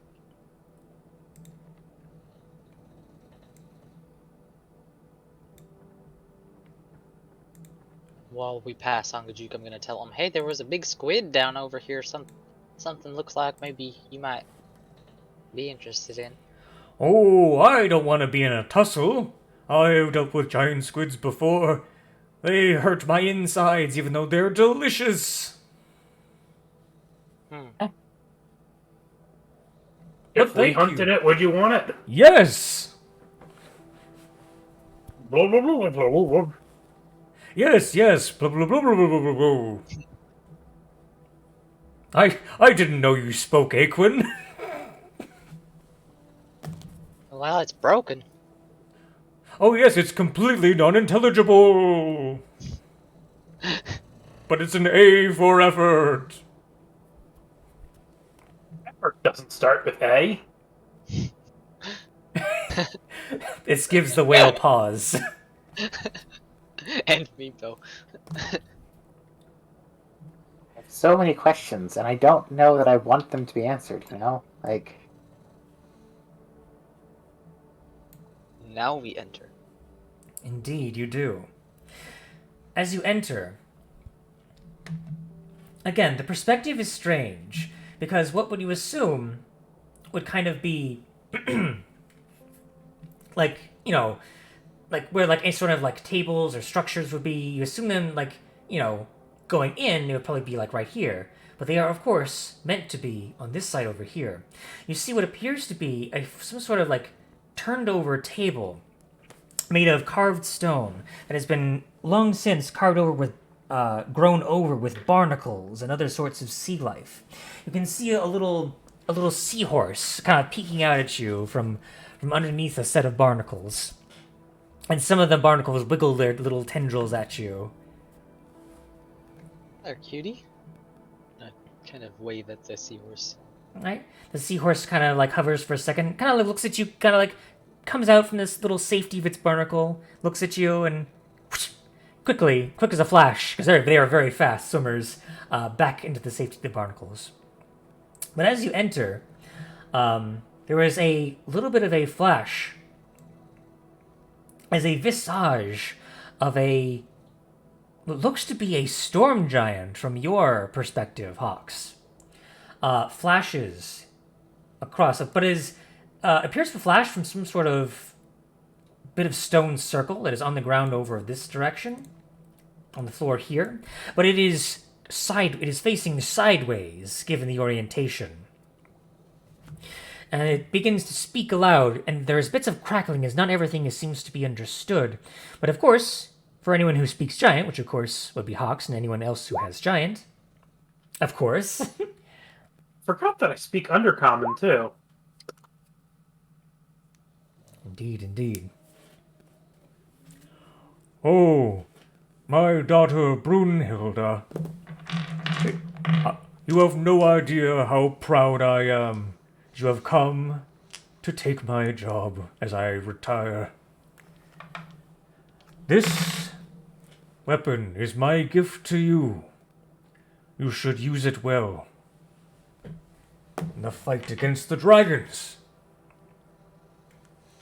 But be warned, that city, that man-made city of Yithrin, they have stolen something that belongs to us. This... And suddenly the form kind of crackles a little bit as the magic of this spell, whatever this projected image is, begins to kind of dwindle. The power still needs to be, shall we say, juiced up. If you can provide a power source, I will have no qualms about lending you this weapon.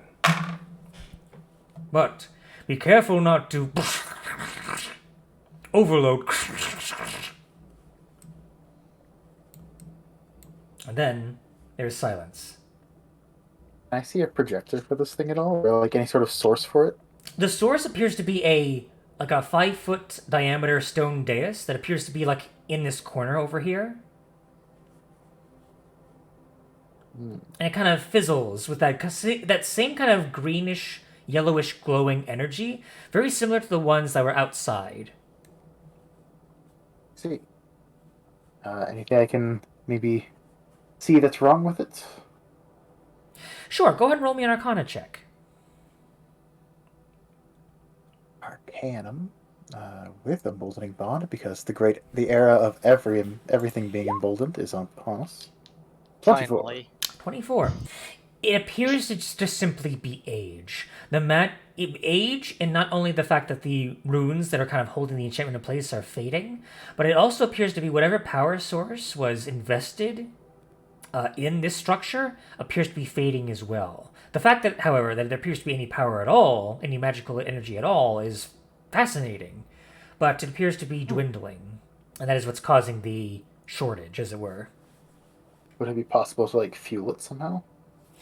Perhaps, but you don't see any obvious way of doing so now.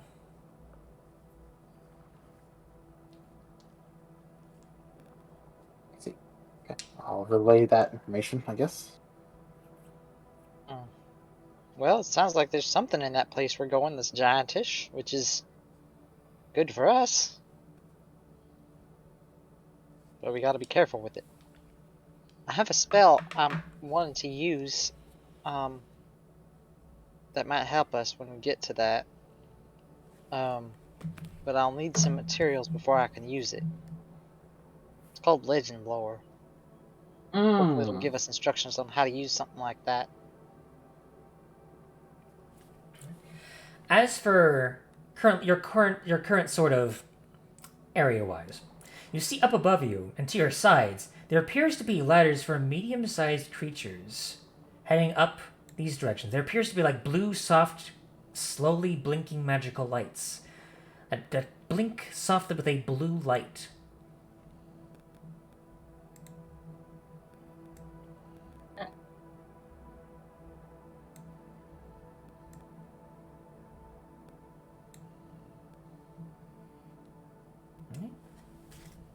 Oh wait, is this using my character's token to reveal for us? Nope, I'm doing it as you're going in. Real-time reveal tool, and it's actually working! Right. Okay. So, it appears that you're seeing the inner workings of this structure. As you can currently see, the green's inner stone currently has faded away over time, but there are 2 glowing giant runes that appear to still have some of that energy still active.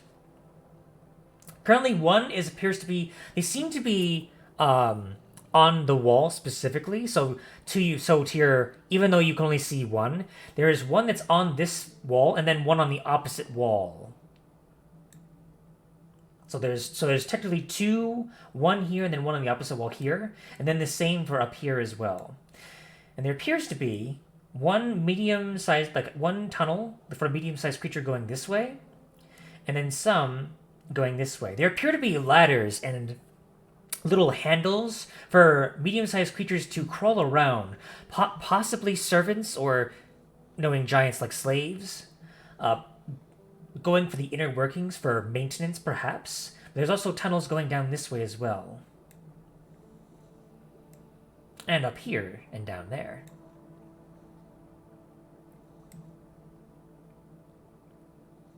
Hey, let's check out this this way up here first.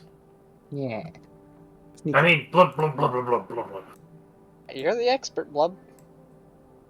All right. As you head on that way, you go ahead and you notice that there is another one of those blue kind of circular giant runes. I'd say, even though it's technically not the language, each rune kind of signifies a particular character and giant. I'll say Hawks would know this one is sort of a word for move. It's kind of a general term between movement. It's basically like push, like force pushing forward is the best way I can put it.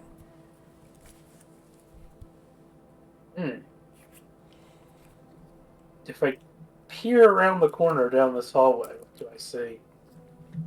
You would see, peering on that corner, what appears to be some sort of glowing canisters encased in some sort of strange metal, and another one of those runes. Although there is a slight variation to it.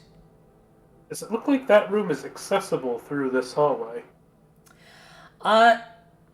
Not quite. It seems that some of the cases are obscuring this way, but there does seem to be some runes that are almost I would almost say they're like veins that are coming down this direction. Okay, Hawks will pop out here and then point in this direction and be like blub blub. And Meepo, you're going this direction? You're going in this area, yes? No, I was following Hawks. Okay, so you're specifically not going through the area where this rune is. Oh, we're swimming, right? Yes? I suppose I wouldn't see any problem with it while I was swimming, so yeah, I'd go through there. Okay. Make a strength saving throw for me. Save and throw with the golden bond.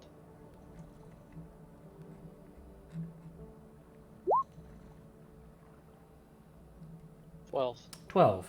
You are... The rune begins to glow slightly. Watch out! I'm gonna move. That gets a +5. Yeah. With that, So 17. you sense there was a very weak push of energy pushing you... Oh. Let me see, let me double check. Yes, pushing you this direction. But you kind of maneuver yourself in such a way that the force pushes you only slightly to the left, over here. And you're fine. Wow. And then the rune dims again, slightly. So those things still work, kinda. And you don't have to touch them for them to work. Didn't that projection say that this was a dragon-killing weapon? Right. And we're basically dragons. Well, I was more thinking about, wondering if we could aim this thing somewhere into the tundra, where a particular Yeah. dragon is, Being a shit. Yeah, that's a good way of putting it. I mean, glub, glub, glub, glub, glub, glub. Okay, you know what? I'm giving up the ghost on that. Oh, I Hey, was Bella. enjoying it. Oh, were you? Okay, in that case, blah blah I mean- blah blah blah. You can do what you want.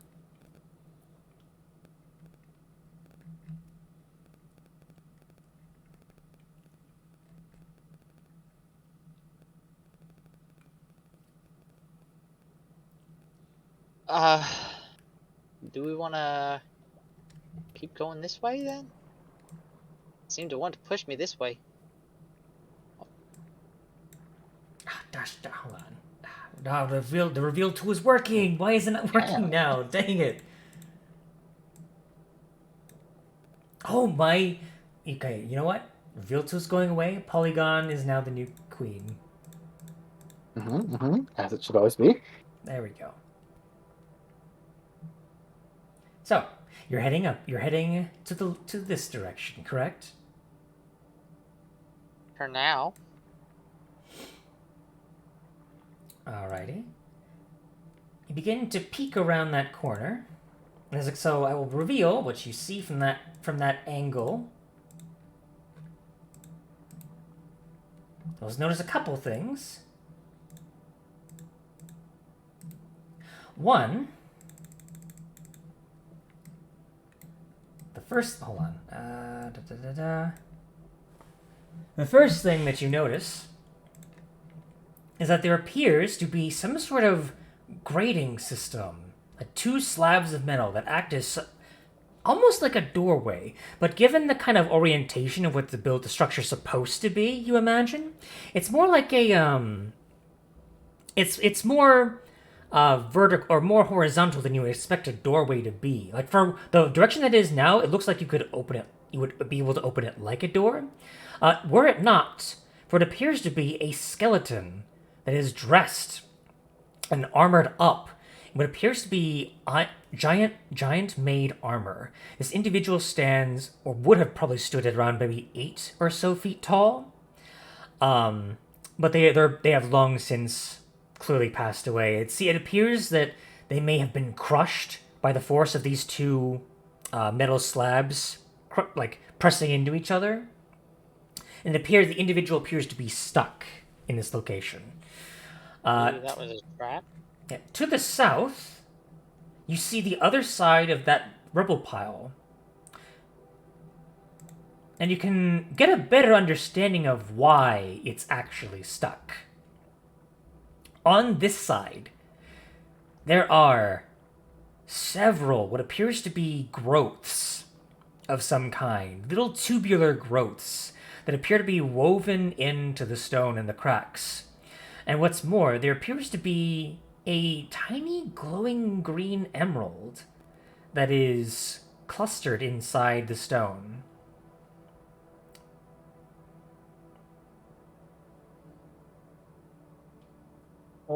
If you'd like, you can go ahead and make a nature check on the tubular little growths. And then you could also make an Arcana check for that stone. So both or pick one. You can do either. You can either one or both. Hmm. I have advantage on Arcana. Aw, I feel that one, buddy. Nature and Arcana? Yes. It's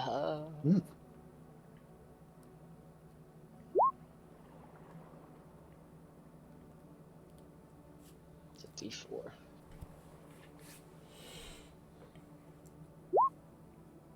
Okay, so for anyone who rolled above a 12, you would know that those little tubular growths are squid eggs.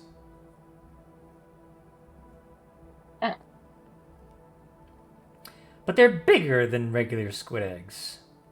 They're giant squid eggs. And there's a lot of them. Probably around, I'd say, 25 or so eggs.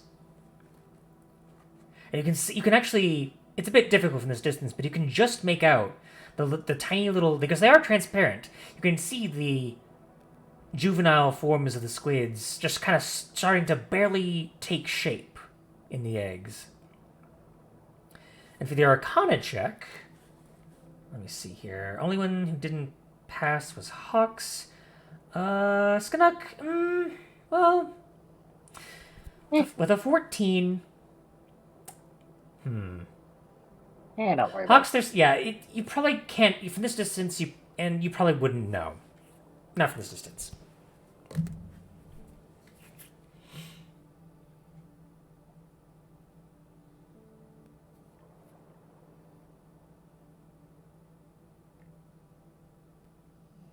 Well, Hawks, I think, is more interested in this up here right now. Considering that this skeleton appears to be stuck, does it look like something that Hawks could move if he were, say, considerably larger? You definitely could. However, I will point out, getting bigger will put you in range of whatever this strange rune is, and that might affect something. Given what happened to Meepo, you imagine there might be a chance you might be shoved backward in this direction down here, assumedly. Well, you said that the rune is maybe not a word, but is like communicates a general idea. Do I know what that might be? Yes, it's that same sense of pushing, like a general sense of force being coerced in a direction. Ah, yes, it says foos right there. Stop! Stop! Oh man! But you get the That's not sense how this giants it would talk. push you in this direction.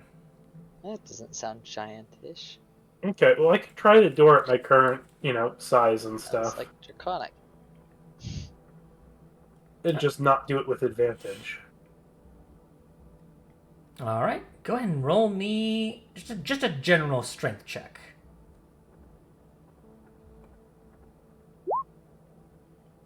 Plus, 9. To be fair, building bond plus. 10. To be fair, whatever That's a force. 15 total. 15? Oh wait, is this you telling us that it's really not that much force behind it? Yeah, because I would be putting Flash of Genius. Oh, is it ability checks and saving throws, or Yep. Yep. ability checks as well? Okay, with that in mind, 10, 15. Okay, 15.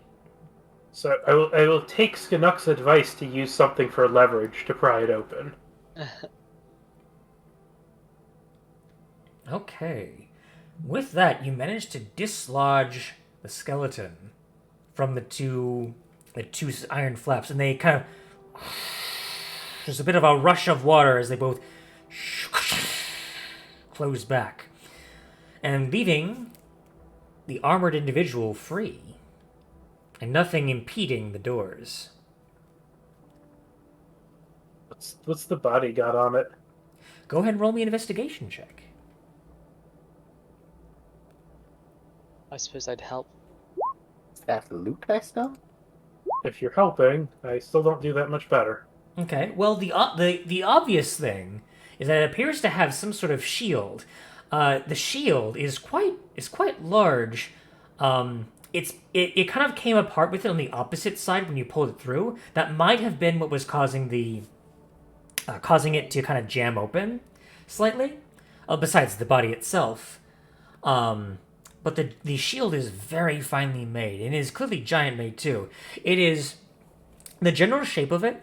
It's almost coffin shaped, kind of almost like a Spartan, or like ancient Spartan or like Greek kind of style shield, where it's like a kind of like a rectangular, like more tall than it is wide, and it has the face of a storm giant on the front. Its massive kind of curled beard making the majority of the bottom half of the shield, and it seems to be made out of stone. It appears, but the stone is clearly made from something light. It's almost pumice-like in a way. It's very lightweight, and there are several kind of holes in the stonework. It's very interesting design. Appears to be quite sturdy as well, because clearly it was held for who knows how long and under incredible pressure. Holes for like a spear to fight through it? Yes, but more. There is actually a hole for a spear to like go through it, but I'm talking more in the sense of like how pumice stone has those like little holes in them. Like it's Swiss Like cheese. it's porous is more the term I'm looking for. Would I be able to wield this shield? You would be. Is there any chance it's enchanted? It certainly might be, because it seems to shrink down to your size, appropriate for someone to wield it like you to wield it as you grab onto it. All right. Question, what Well, happened to that other shield we got? Is that on Angajuk? Which shield was that? The one we from rigged Yeah. up a shield that was made of like white dragon materials as a Oh, sled to bring loot back to yes. Angajuk. So Mhm. we still have that loot pool to actually figure out too. That's Right. true. But yeah, you now have a pumice stone shield. Yeah, pumice stone giant shield in your inventory.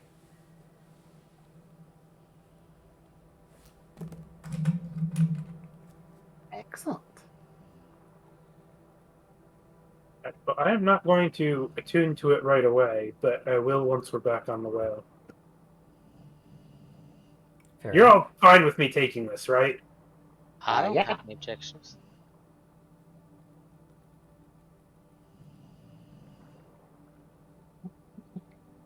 I Alright. might see about yoinking the dragon one then, but Be my guest.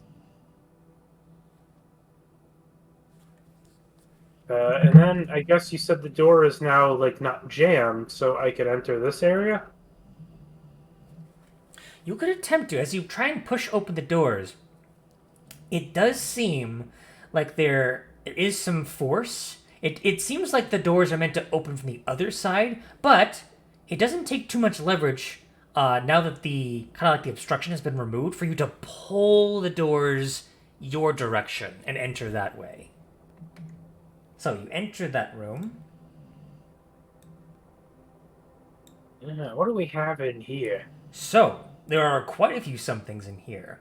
Those strange cylindrical canisters filled with a kind of swirling blue energy appear to be all around the kind of corners of this chamber.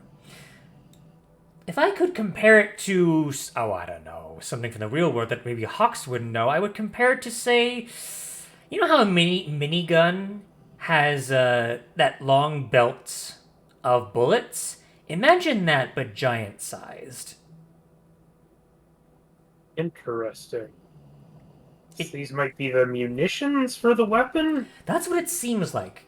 I'd say roll intelligence with advantage. Or this might be something that, hey, Skanuk, yes. there's a chance you might want to look at this. Oh. Oh. Go ahead and roll me an Arcana check, Skanuk. All right.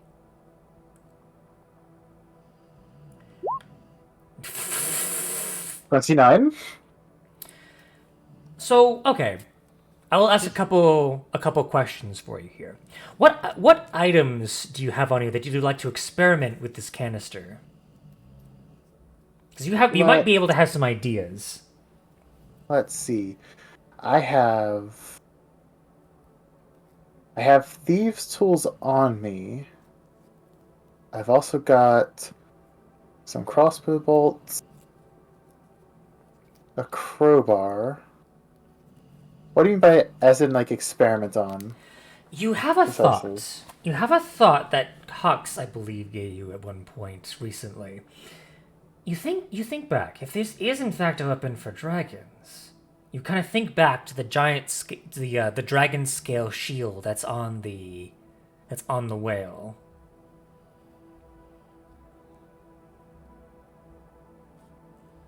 Oh, this be something that maybe is it like some sort of liquid inside of them? It's strange. It's like this weird ethereal blue energy that is swirling around. It's not quite liquid, not quite as solid. It's almost I would almost compare it to a plasma.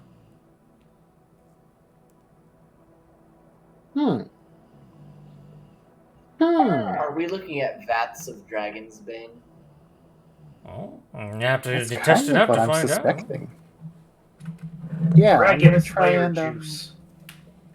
I'm gonna try and dip I guess a crossbow bolt, like the head of a crossbow bolt into it. if that's possible. Okay. You kind of dip the crossbow bolt in.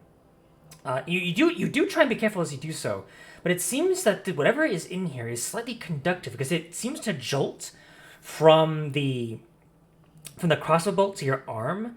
Roll me a Constitution saving throw with advantage because you're not the intended target here. So these are like reacting badly to dragon stuff. 15. You feel a slight numbness in your scales, and your scales for a moment blacken, but then like the blackened state kind of flakes off slightly. These? Is this meant to like make dragon scales fall off? Judging from your natural 20, and from the perspective of that, you could theorize that it would greatly reduce armor class of any dragon it came into contact with, but also perhaps some damage as well. And as you put your crossbow bolt inside, it doesn't seem like it connects with the bolt all that much. Maybe a little bit sticks to it, but it doesn't seem like it's reacting all that much. It seems conductive, which is interesting. So maybe if there was some sort of metal attached to it, it might transmit easier to a dragon, like say like a ballista bolt, if it was like at the end of one. But other than that, it doesn't seem to transfer from one thing to another. Interesting. Very interesting. Very interesting. Well, I need to make a bag of holding. Perhaps get it back.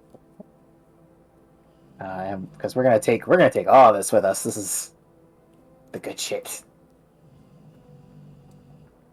Would you have made a bag of holding while we were on the whale traveling towards here after I'd suggested it? I need to triple check how many infused items I can have at once. A tenth of I can actually have 4. So I think I would have. You did mention that it was a possibility that you might have done. So I would say, even though technically you didn't say you did, I would say you would have had the time and the four reason to do so to make a bag of holding. Yeah, like I've been wanting to for quite a while now. I might have actually already have no. Yeah. So now I can get bag of holding. So given I'd say with your natural 20, there's also a couple other things you might be able to learn about this material. So you've clearly determined that whatever it came into contact with a dragon scale would definitely reduce the efficacy of said scales, and it would most likely do some solid damage as well. But it may have yet another effect that is yet to be determined. Yeah, this one, even the natural 20 probably wouldn't let you know about this effect, but you do at least know that there is something more to it besides that. Even something perhaps even more deadly to a dragon. Interesting. But that is all I can tell you. Okay. Let's start loading these bad boys up then. All right. At your best guess, you can probably fit. I'd say. Let's see. Let me check up how many pounds a bag of holding can actually carry. Because these are quite big. Each individual canister is around like I'd say like medium sized. It's like actually no. It would probably be around the size of each of you actually. So it would technically be half the size of a regular average medium sized creature. So okay. Let's see here. The bag can hold up to 500 pounds. 500 pounds? Chat. Okay. I would say if you're going by just barrels alone, it's hard to gauge weight underwater, but I would say you could fit 3 of these in there comfortably. 4 would be pushing it. Okay. Do we really need more than 2? Well, we could always. I was gonna suggest that we could always, shuttle them onto Engajuk, but I guess we'd have to shuttle them off him at some point to somewhere. Unless Angajuk's gonna be fighting a dragon. You never know. Hmm.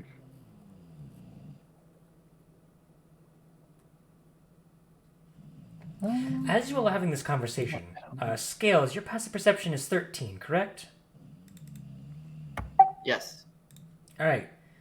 You would start to notice. You notice as you're looking down this hallway down here. You notice that there are, at each kind of interval, there appears to be some sort of like little slit that has like another one of those like glowing lights surrounding it, and they kind of glow and dim occasionally as both Hawks and Skanuk are investigating up there. As both you and Meepo are kind of just idling around, kind of keeping watch. You notice a few errant tentacles slipping through the holes of this area down here.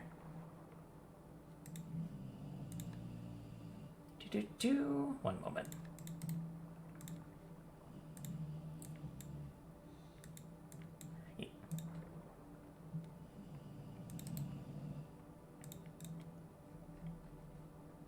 Yeah, the tentacles just seem to be slipping in and slipping out of these little holes down here. Meepo, you see that too, right? I see what. Oh, yeah, I see that. Dang it. I was hoping it was just me and I was imagining things. Hmm. Hey guys, we aren't alone. No, we are not. How? You gotta be squidding me.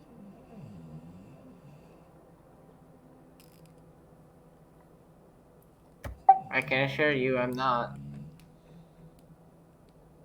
Oh no. In case you didn't notice, there is a squid over there.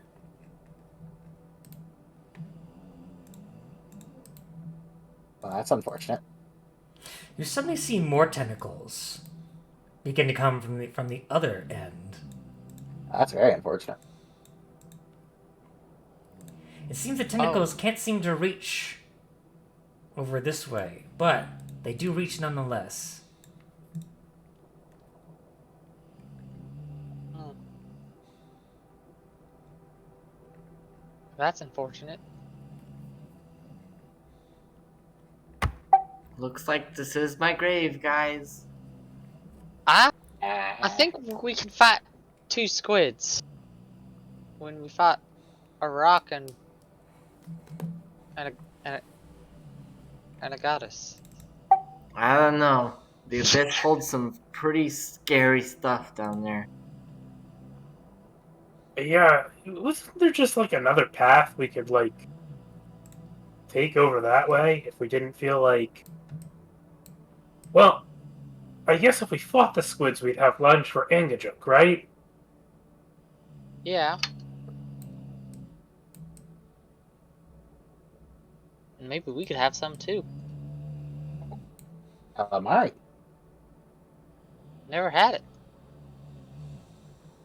Heard Oh some well. 10-towners talking about it once, but All right. Well, let's rock and roll then.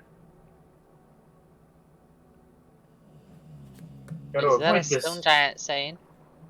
Yes, it involves lots of rocks and rocks rolling in caves, and yes, it's very, very prominent saying among stone giants.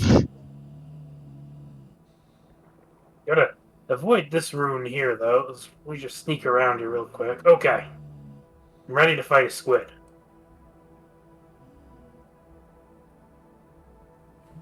All right. In that case, do you wish to initiate combat as the tentacles slowly peek in? As well, commit some murder. Yes. All right. Let me move all turns, and then you may roll for initiative.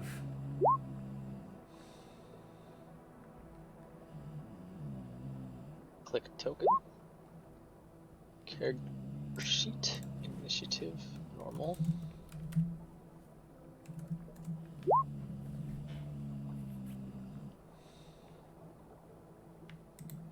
That's pretty normal.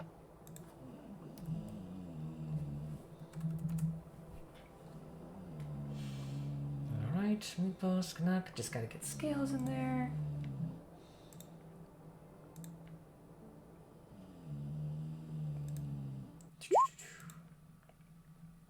Ooh, very nice, very nice.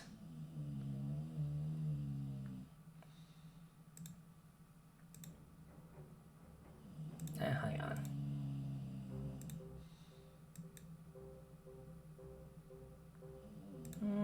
No, I'm not feeling that one. Nah, I'll do this one. Alright, so. First up, as the tentacles begin to peer in. Scales, you are first up.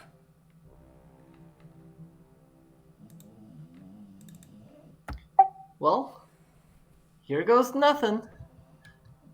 Scales takes his coin bag and just kind of dumps the contents out. It's 10 gold coins. And as an action,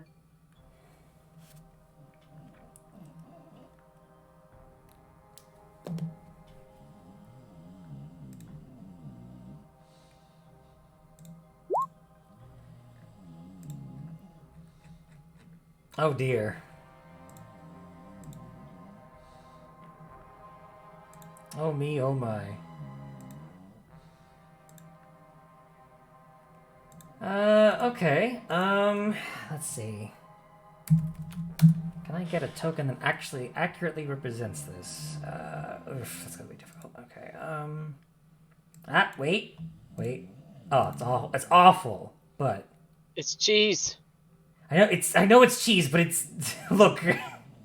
I'm making I do eat on short cheese. notice. Let's see if I Take can it. It's shrink it. cheese. It's cheese money, right? That's kobold currency, right? Cheese is slang for money sometimes.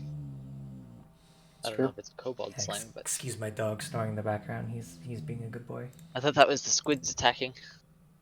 Ah, yes, of Good course. sounds. The sound of squid tentacles. Ah, yes, squid. Their natural roar of squids, of course. Of course. Let's see here. Represents. It doesn't represent a character, but it's controlled by Narrowwalker. And there is how many of these are there? 10. 10. 10? Oof. Choose up to 10 non-magical objects within range that are not being worn or carried. Medium targets count as 2 objects, large targets count as 4 objects, and huge targets count as 8 objects. You can't animate any object larger than huge. Each target animates and becomes a creature under your control until the spell ends until it is reduced to 0 hit points. And as a bonus action, you can mentally command any creature you made with this spell if the creature is within 500 feet of you. I can decide each action the creature will take and where it will move during its next turn. Or you can do a general command, such as a guard, particular chamber, corridor, etc., etc. I see. Okay. Hang on. I need to take that off of. How much health do these tiny ones have? The tiny ones have 20 HP 20 HP? Jeez. with an AC of 18. What? That spell is Things busted. are Well then, FYI. significantly more dangerous than a zombie. Yes. It is a 5th level spell, so there is some precedence to being power, but wow. But I do say I feel like the spell disincentivizes making huge objects or like large objects. It's unfairly Yeah. representing tiny objects, but I'm not gonna complain about it. It's a cool spell. So 10 objects, 1, 2, 3, 4, 5, 6, I 7, didn't say 8. it was bad, I said it was busted. That's weird. I'm gonna put them in that space, but they're not affected by that rune right there. Alright, there we go. 9 coins.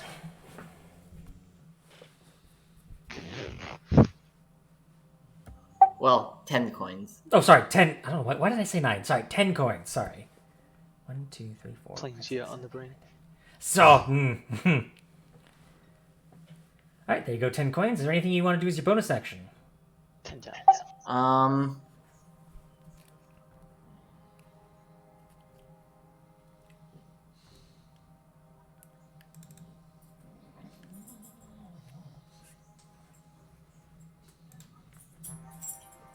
Let's see, they have flying speeds of 30 feet and hover. Blind sight of 30 feet. Blind beyond the distance. I don't like this music. This music's not good.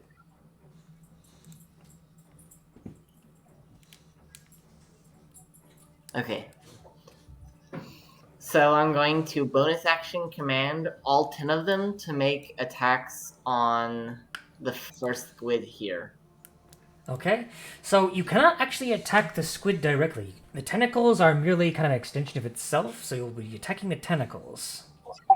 Can the coins that are tiny Oh, objects that will be sorry. holes and bottom attack the actual? Yes, they can. squid? Sorry, I completely forgot they are tiny. Of course they can. They can. Yes. Because it's magic. It's magic. You believe in magic in a kobold's heart. Only these ones. Paranoid. Okay. Here we So- go. 10 attacks coming at. All right, go. 18 hits, of course. 21 hits, of course. 21 also hits, of course. 10 does not hit. That squid just gets destroyed by coins. I need a little railgun. 23 will hit. 14 will hit, yes. 26 definitely hits. 22 also hits. 20 of course hits, and 17 also hits. So one miss. One miss out of all those. Let me put up a health thing right here.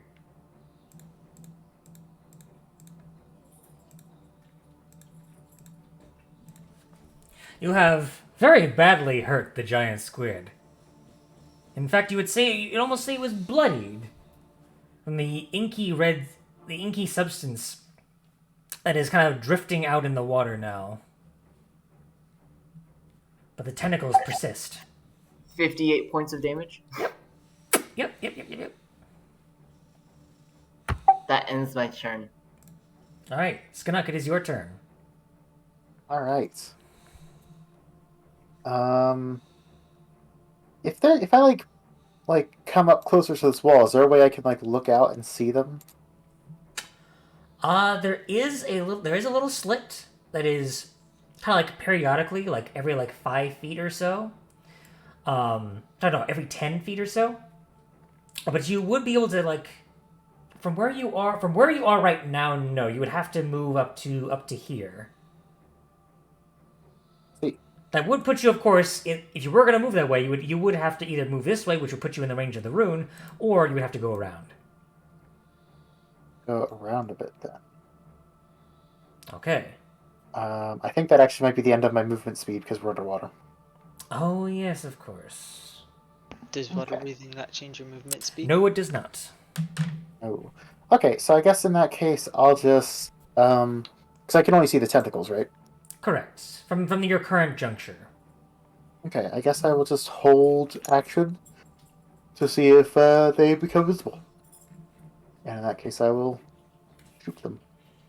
Okay. Actually, you know what I can do? Mm-hmm. I will create a cannon Ah. and tell it to do that. All right. Force cannon. So, yeah. So the force cannon will be waiting for them to appear. Then it will shoot them. Alrighty. Hawks Hagnar. Yes. What you gonna do? I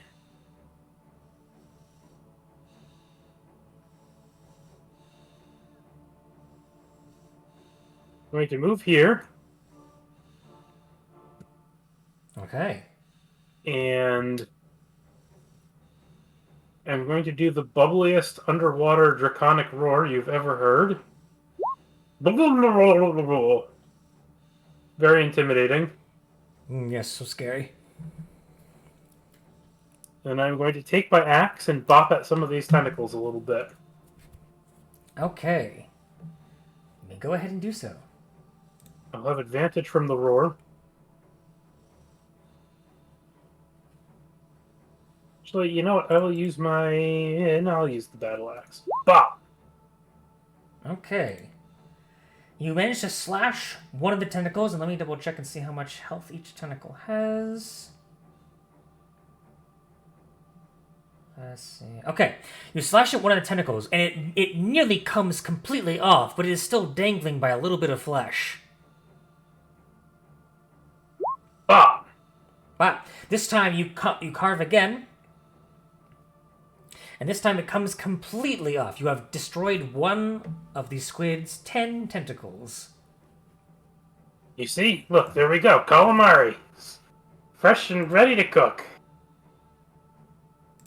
And that will be Hox's turn. Okay. Meepo.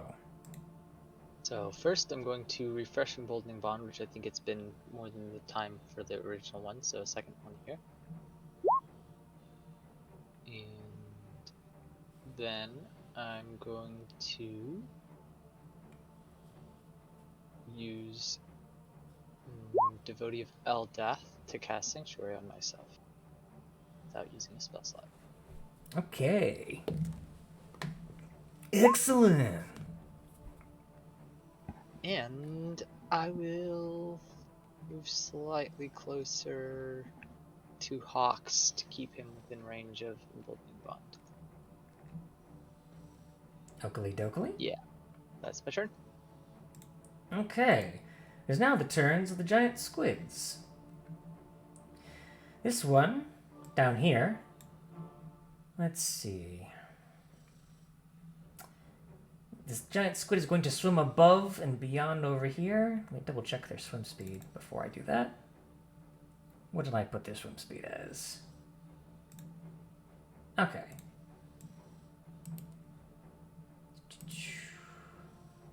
Let's see here. Now, you know what? They're going to swim 10 feet up and then, yeah, over there. Yep. Out of reach of the attacks of opportunity. Let's see. Let me see the range in these tentacles.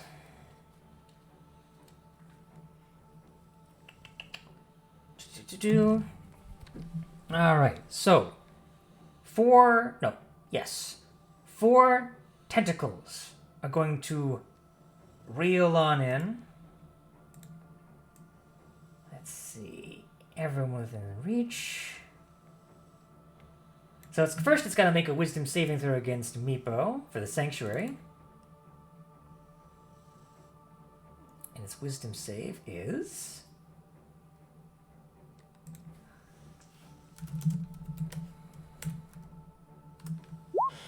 18. For once it gets through. That's the saving throw. Right, it gets through. Yep, so it gets through, so that's going to be 1 tentacle attack. An 8, so that will actually miss, despite getting through with it breaking, like, being mentally strong of mind enough to break through. It still manages to, the tentacle just kind of slaps against you, unable to find purchase, as it seems to have some sort of additional sight as it's going in here, but it still seems to be kind of like swinging around its tentacle, hoping it finds purchase. So that's 1 tentacle against you. Next one against Skanak. For a 12, which will miss. Then 1 against Scales. For an 18 to hit Scales. That will hit. Alright, so you are currently grappled and restrained by the tentacle. Deals no damage to you, however, yet. And then 1 tentacle against the against the cannon for a natural 20, but of course in this case this tendril doesn't actually do damage. Which is a waste of a natural 20, but still.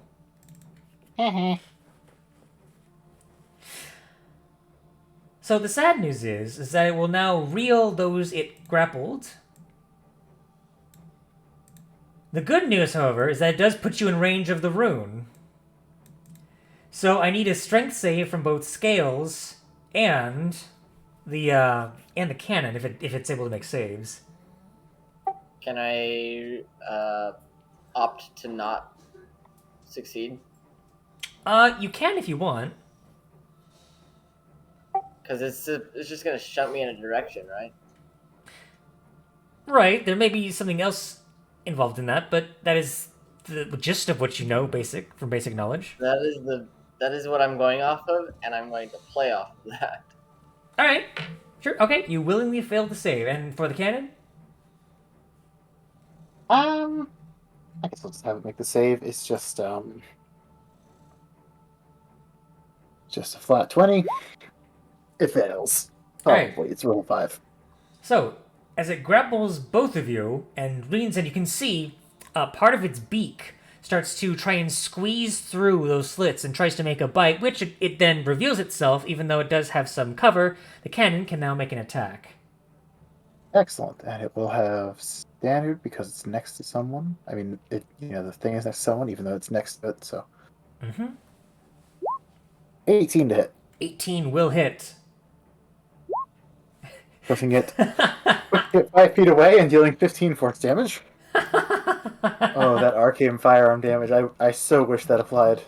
Alright, so it gets pushed back 5 feet, and both of you, both Scales and the cannon, get shunted this direction. Shaboom. Ooh, actually, I forgot to do something. I got to level 9. It does an extra D8 now. Oh, nice. So because that would be... Oh my goodness, okay. So for those of you that failed, because you impacted something, you will take a simple 2 points of bludgeoning damage. Medium fire. Okay. As I'll make sure to add that to the damage. That was close. And which has... That was very close. That was very close. Let's see. You might hate me though, because the tentacle, the squid, the other squid, also has its turn. But first, I need to make sure you can see its health. There we go.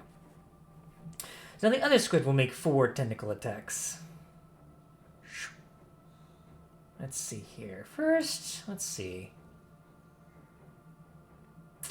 I don't know if it can. Let's see. 20 health. I'm gonna roll randomly here. 1, 2, 3, 4, 5, 6, 7, 8, 9, 10, 11, 12, 13, 14. So okay, this is gonna be a little bit wonky. 1, 2, 3, 4, 5, 6, 7, 8, 9, 10, 11, 12, 13, 14, 15, 16. Okay, 1, 2, 3, 4, 5. So we'll target that one, and then 2, 7, 13. Okay. So it's going to attack 5. Okay. D20 plus 6. 1, 2, 3, 4. Okay. So for the 5, got an 11 to hit, which will miss the coin. The second one, it rolled a 17, which also just misses the coin. For a 21. Huh? The other 2 hit. The other 2 hit. Now, let's see. 5, 2, 7, 13. So, 1, 2, 3, 4, 5, 6, 7, 8, 9, 10, 11, 12, 13. No, I did it the opposite way. It was 13 was Hux. That's what I did. So Hux, you get hit for a 25.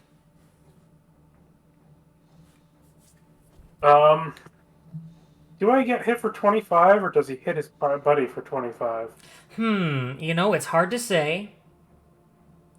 I think he might have actually just hit his buddy for 25. Oh man, it's a shame it doesn't do damage. 21. I gotta say, are the coins able to be grappled at all? Oh, this is still the. Yep. I thought you said 25 damage, not 25 to hit. No, that's 25 to hit. The tentacle doesn't Okay, do and that- damage. Okay, in that case, I'm obviously not going to be using this then. Yeah, that'll hit me though. I'll be grappled. Okay, you'll be grappled and restrained. I'm sorry, Caleb, did you say the coin is able to be grappled and restrained? The coin is able to be grappled. It's just a tiny construct. Okay, so you just see the tiny coin just kind of it vanishes like in like the weird suction cupped flesh of the squid.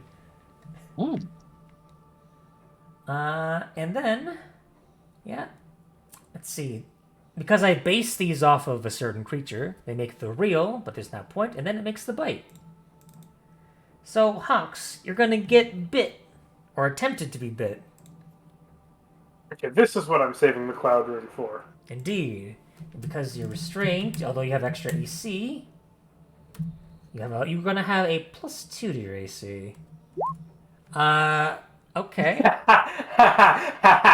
Well, It's rolling that crit against his buddy.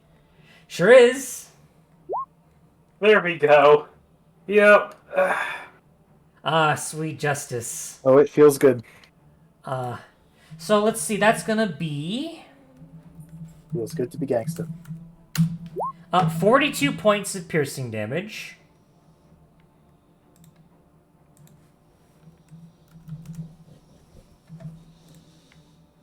And that's their turn, as they are now befuddled and scared. Scales, it's your turn again.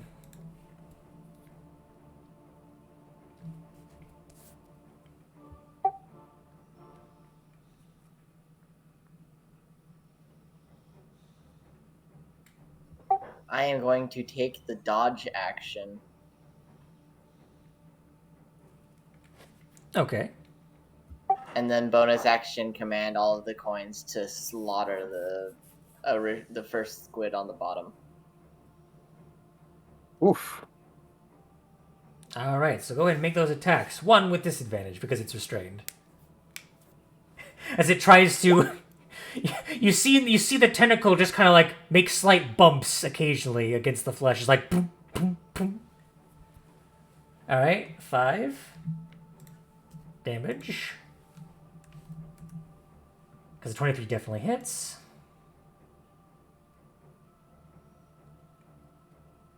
And the next one.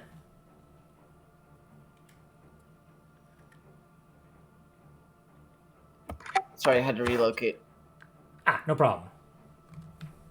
Because the 23 hit and I counted the 5 damage. Alright, 27 definitely freaking hits. 17 will also hit. A 5 will also hit. Oh, sorry, 24 will hit for 5. 27 will hit for 7. A 10 will miss.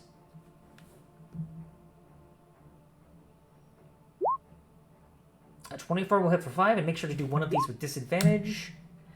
Let's see here. 23 will hit for that. Aha!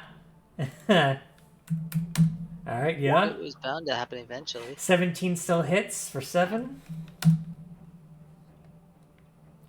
1, 2, 3, 4, 5, 6, 7, 8, 9, 10. Yep. It is barely hanging on. Drat. But you did a crap load of damage to it. Alright, that's your action and bonus action. Sknuk. Oh, sorry, did you have something else? Nope, I actually bumped the button. Okay, gotcha. Right, Sknuk.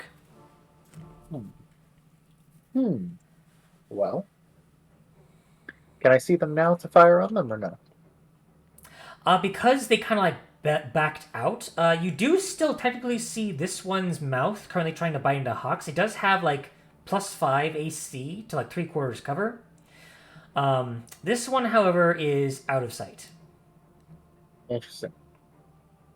In that case, actually, let me check on the rules for a spell I haven't used in a while.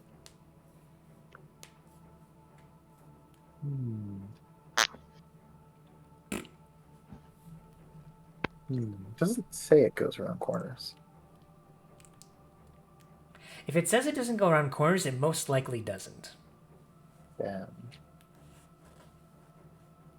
Well, I could always fireball.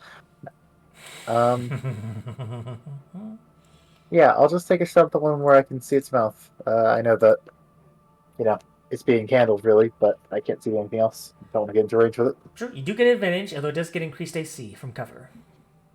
Mhm. And despite the cover, a 25 will definitely hit. Dealing 14 fire, which is, probably not as high because we're underwater. Underwater, 14. Hey, guess what? Guess how much health it had left? 7. Happen. Oh, wait, hold on. That's not right. 8. Has 1 The point of cheeky health bugger. left. Sorry. It was so I'm close. doing my part. Coins. Yeah, and I guess I could always just order the cannon to finish it off. You could. Yeah, I'll command the cannon to shoot it. Let's see, straight roll because it's in melee. Zap. 18 with that. With the plus 5 AC, you just hit it. Excellent. Dealing 7 force damage. Very low roll, All right, but probably. with that, Hawks, you are released as the tentacles are suddenly thrust outward, and there is a bloody pulp in the mass of the water that you can see. There are 3 1s in that damage roll. True, but you killed it anyway. Huh.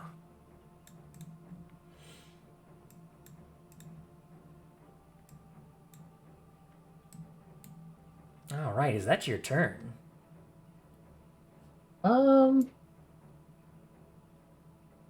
Let's see. Backing up a little bit. Backing up a little bit. All right. Hawks. Yes. Squid. Kill. I can move up to here, and I can see that squid. Yeah, just barely. Because of the slit, it's like because you're able to peek through the kind of like these little vent, and you can see it. I don't have much I can do to it at this range, honestly. I could maybe throw a javelin through the thing, but I only have 1 javelin, so I'd only get 1 attack roll. Yeah, that's what I'm going to do. I don't have advantage. I'm just going to throw a javelin through the hole. For 19. 19. Short range, and plus 5 AC. Yep, you still hit it. So that's 6 piercing damage, and that's pretty much all I can do, and that is my last javelin. Fair enough. Damage is damage. Meepo. Well, I don't think I'm really needed in this fight.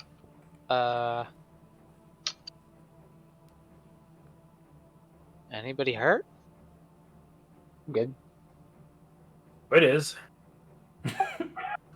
It sure is. I'm missing 2 HP. Well, I'll fix that.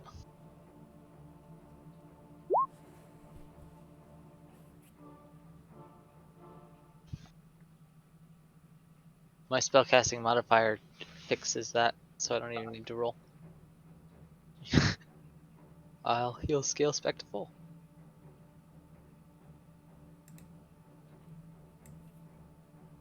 That's my turn, I guess. Okay. I guess I action dodge.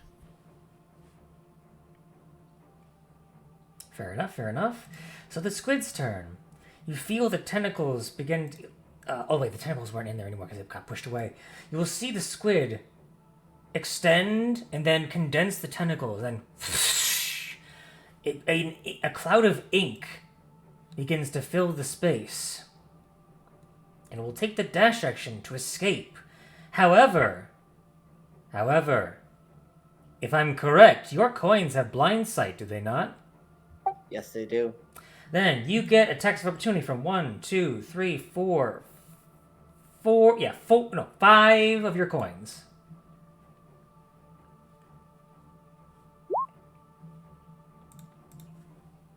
Okay. -7. Why are they at disadvantage? It shouldn't have been. It's not disadvantage because they have blind sight, technically. It was set to disadvantage for the last attack on the last coin. Mm-hmm. Okay, 17 hits as well. -7. 19 hits, -7. And 23, -7. 20 hits, -8. 1, 2, 3, 4, 5. Unfortunately, it is not enough to kill the last giant squid, as it will dash as fast as it can deep into the gloomy waters. And combat will come to a close. Well, Giant squid? Is that its name? Giant squid? they're ruthless.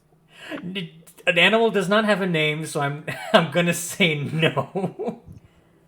That's its name now. I name it. I claim it as mine. I'm gonna roll a hard no on that one, buddy. I'm sorry.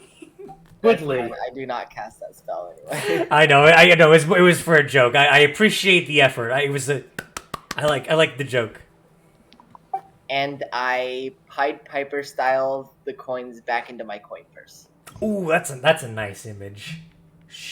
As they all sink back into your perch. I'm almost imagining the brooms from just like slowly to like a tune going in, and then just going inert.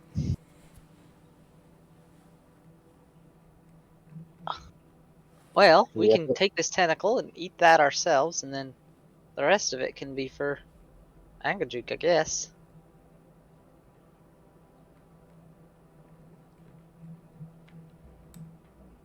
Makes sense to me.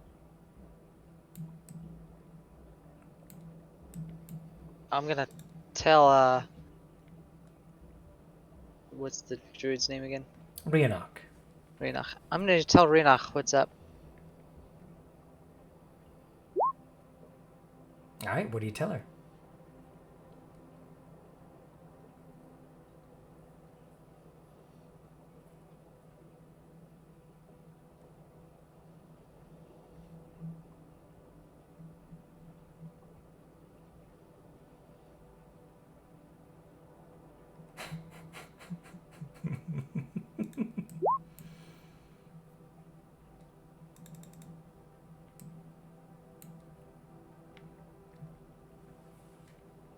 All right. Not even 5 seconds after you cast the spell, you suddenly feel a whooshing of water. And as you will suddenly hear a very disconcerting crunching and munching sound in the water. It's a bit bassy because the water kind of muffles the sound, but you just hear a...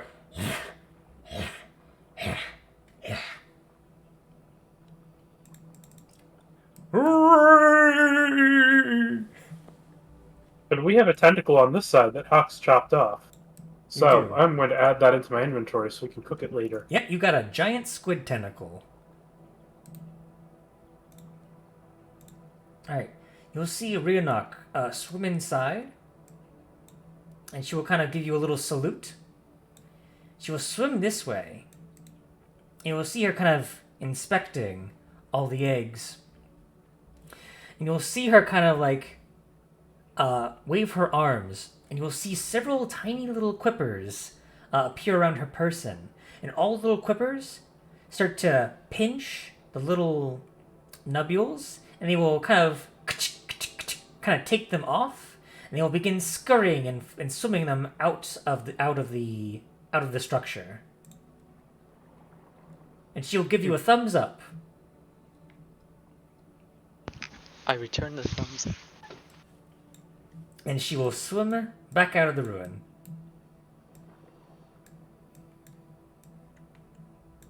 Oh, she will not be swimming out there, actually. She'll be swimming around over here to beat up with Angajuk. Figured it was smart to let the druid handle the squid eggs so we didn't have to think about it. Yes, I see where you're going. So now that you're going that way, I can reveal what you see. You actually see a quite curious something scales as you venture off. Oh, was there a large body that got searched? Skunk probably would have been like further back when it happened. Oh yes, that body was searched by Hawks, you saw. And he got a shield from it. Okay. Would it be possible for me to like snoop around it a bit? Sure, I'll let you do that. Roll investigation. But as you roll for that, I will describe what Scales sees. Yes. Oh, very nice. Scales, as you venture down this way, you notice a very peculiar contraption. You notice on each side of this structure, there appears to be some form of, you assume, it appears to be like a stone pillar of some kind. Like two on each, like you assume one with what would have been the ceiling, and two that appear on the floor. Between these two pillars are what appear to be two stone wheels of some kind that appear to be fastened to the wall. There is a dim yellow glow from these two pillars down here, and a dim blue glow down here for these two pillars. You also notice that there are two bodies of similar humanoids that appear to be a similar kind of both stature and importance as the one who is stuck in the door, who are currently in various states of decomposition. Mostly bones, but there is surprisingly still some flesh that is hanging off, maybe slightly preserved in the murky water. You also notice that there is a slight magnetic sort of pulse to the area, and any metal that you have on you is slightly attracted to whatever is in this room. No. These are my coins. Yeah, it's not too hard to keep them in. It's a very light pulse. It's more like your coin purse like gently floats in that direction. You just kind of pat your arm down. And you're like no, and it's back down to your side. Going back to your 23 investigation, Skinnock. Let me see here. I get to roll on a table.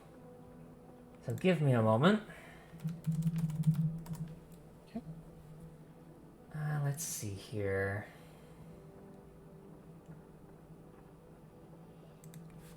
Actually, why don't you roll this for me? Roll a 1d100 for me. Okay. 35. 35. Alright, let me find the specific... Where's my DMG? Hang on. 1 second. I need to... Hang on. Oh, the DMG.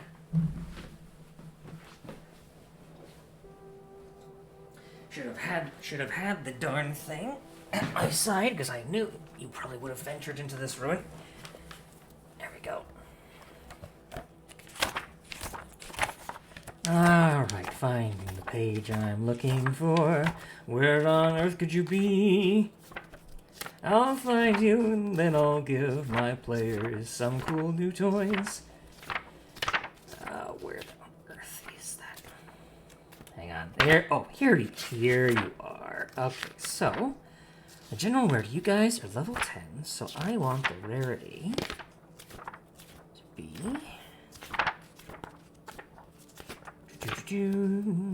Flip, page, flip. Little music playing in the background. God, I forgot how many magic items. Here we go. So that you rolled a 35. You rolled a 35. Let's see, magic item table. Okay. So you pull out from a pouch that the individual had on them, surprisingly not crushed. You see what appears to be a glass-stoppered vial that has what appears to be a shimmering blue liquid in it. Different from the liquid that's in the canisters, it just appears to be like a slight, almost like sparkly, glittery liquid. Appears to be a potion of some kind, clearly. And while you have that, roll another 1d100 for me.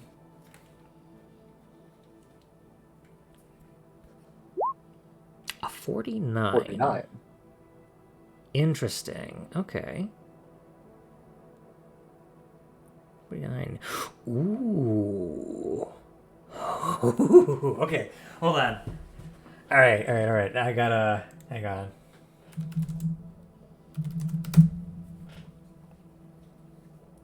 All right, hold on.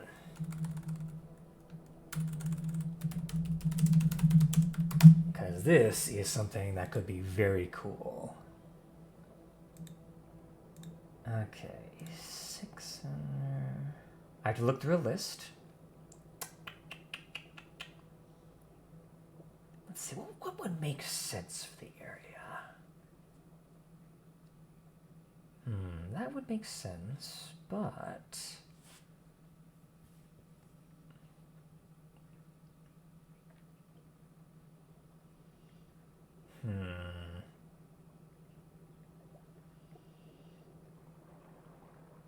You know what?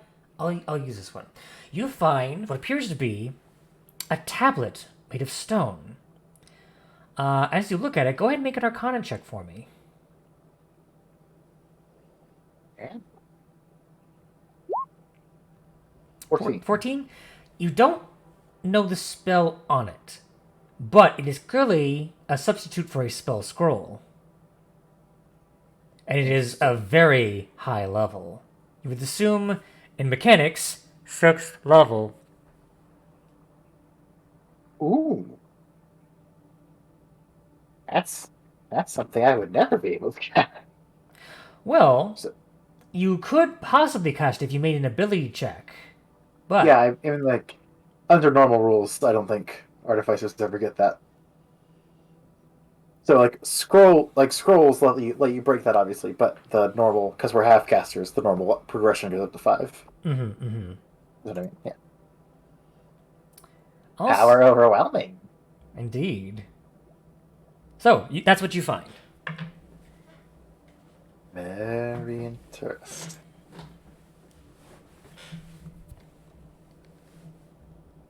Okay. Cool. I will take the... So, okay. That was a spell scroll tablet. And then you found... A potion. Yes, a potion. And make sure you label the tablet as 6th level, of course. Fair enough. Yeah, so those who would forget.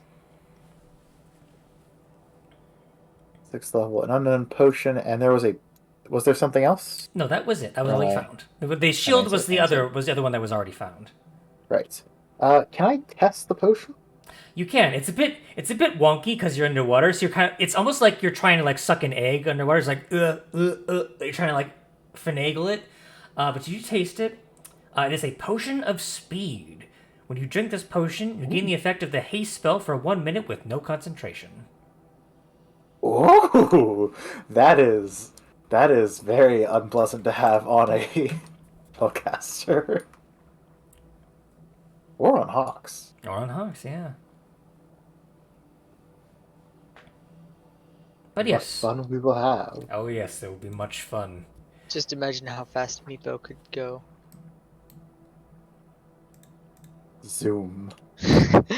Just God. teleporting. Oh, you know who else would benefit from a potion of haste? What? Who? Was a certain bird. Oh no. More violence in... Concentrated violence. Oh no. Oh no.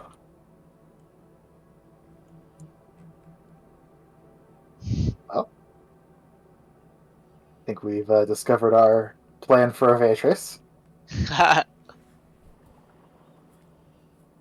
Hypersonic Morse to the face. That was always the plan. So, because of the time, we will have to discover the further secrets of this place next session, I'm afraid. But I would like to, of course, to thank the wonderful and talented Tessa Moorcraft on DM's Guild for the lovely map of the Frost Maiden's Tower, as well as music by Travis Savoy, which I'll post in chat right there. Yeah. This map right here that you're on is actually one that I made, but all of the maps that you've seen recently are by the wonderful and talented Tessa Moorcraft. Actually, They've all been very good. yeah, she has made they've made very wonderful quality maps that I have very much appreciated. All right. So until next time, though, I hope you all are staying safe. I hope you're all doing well, just in general. But until next time, have a good one. Goodbye. Good night. Goodbye.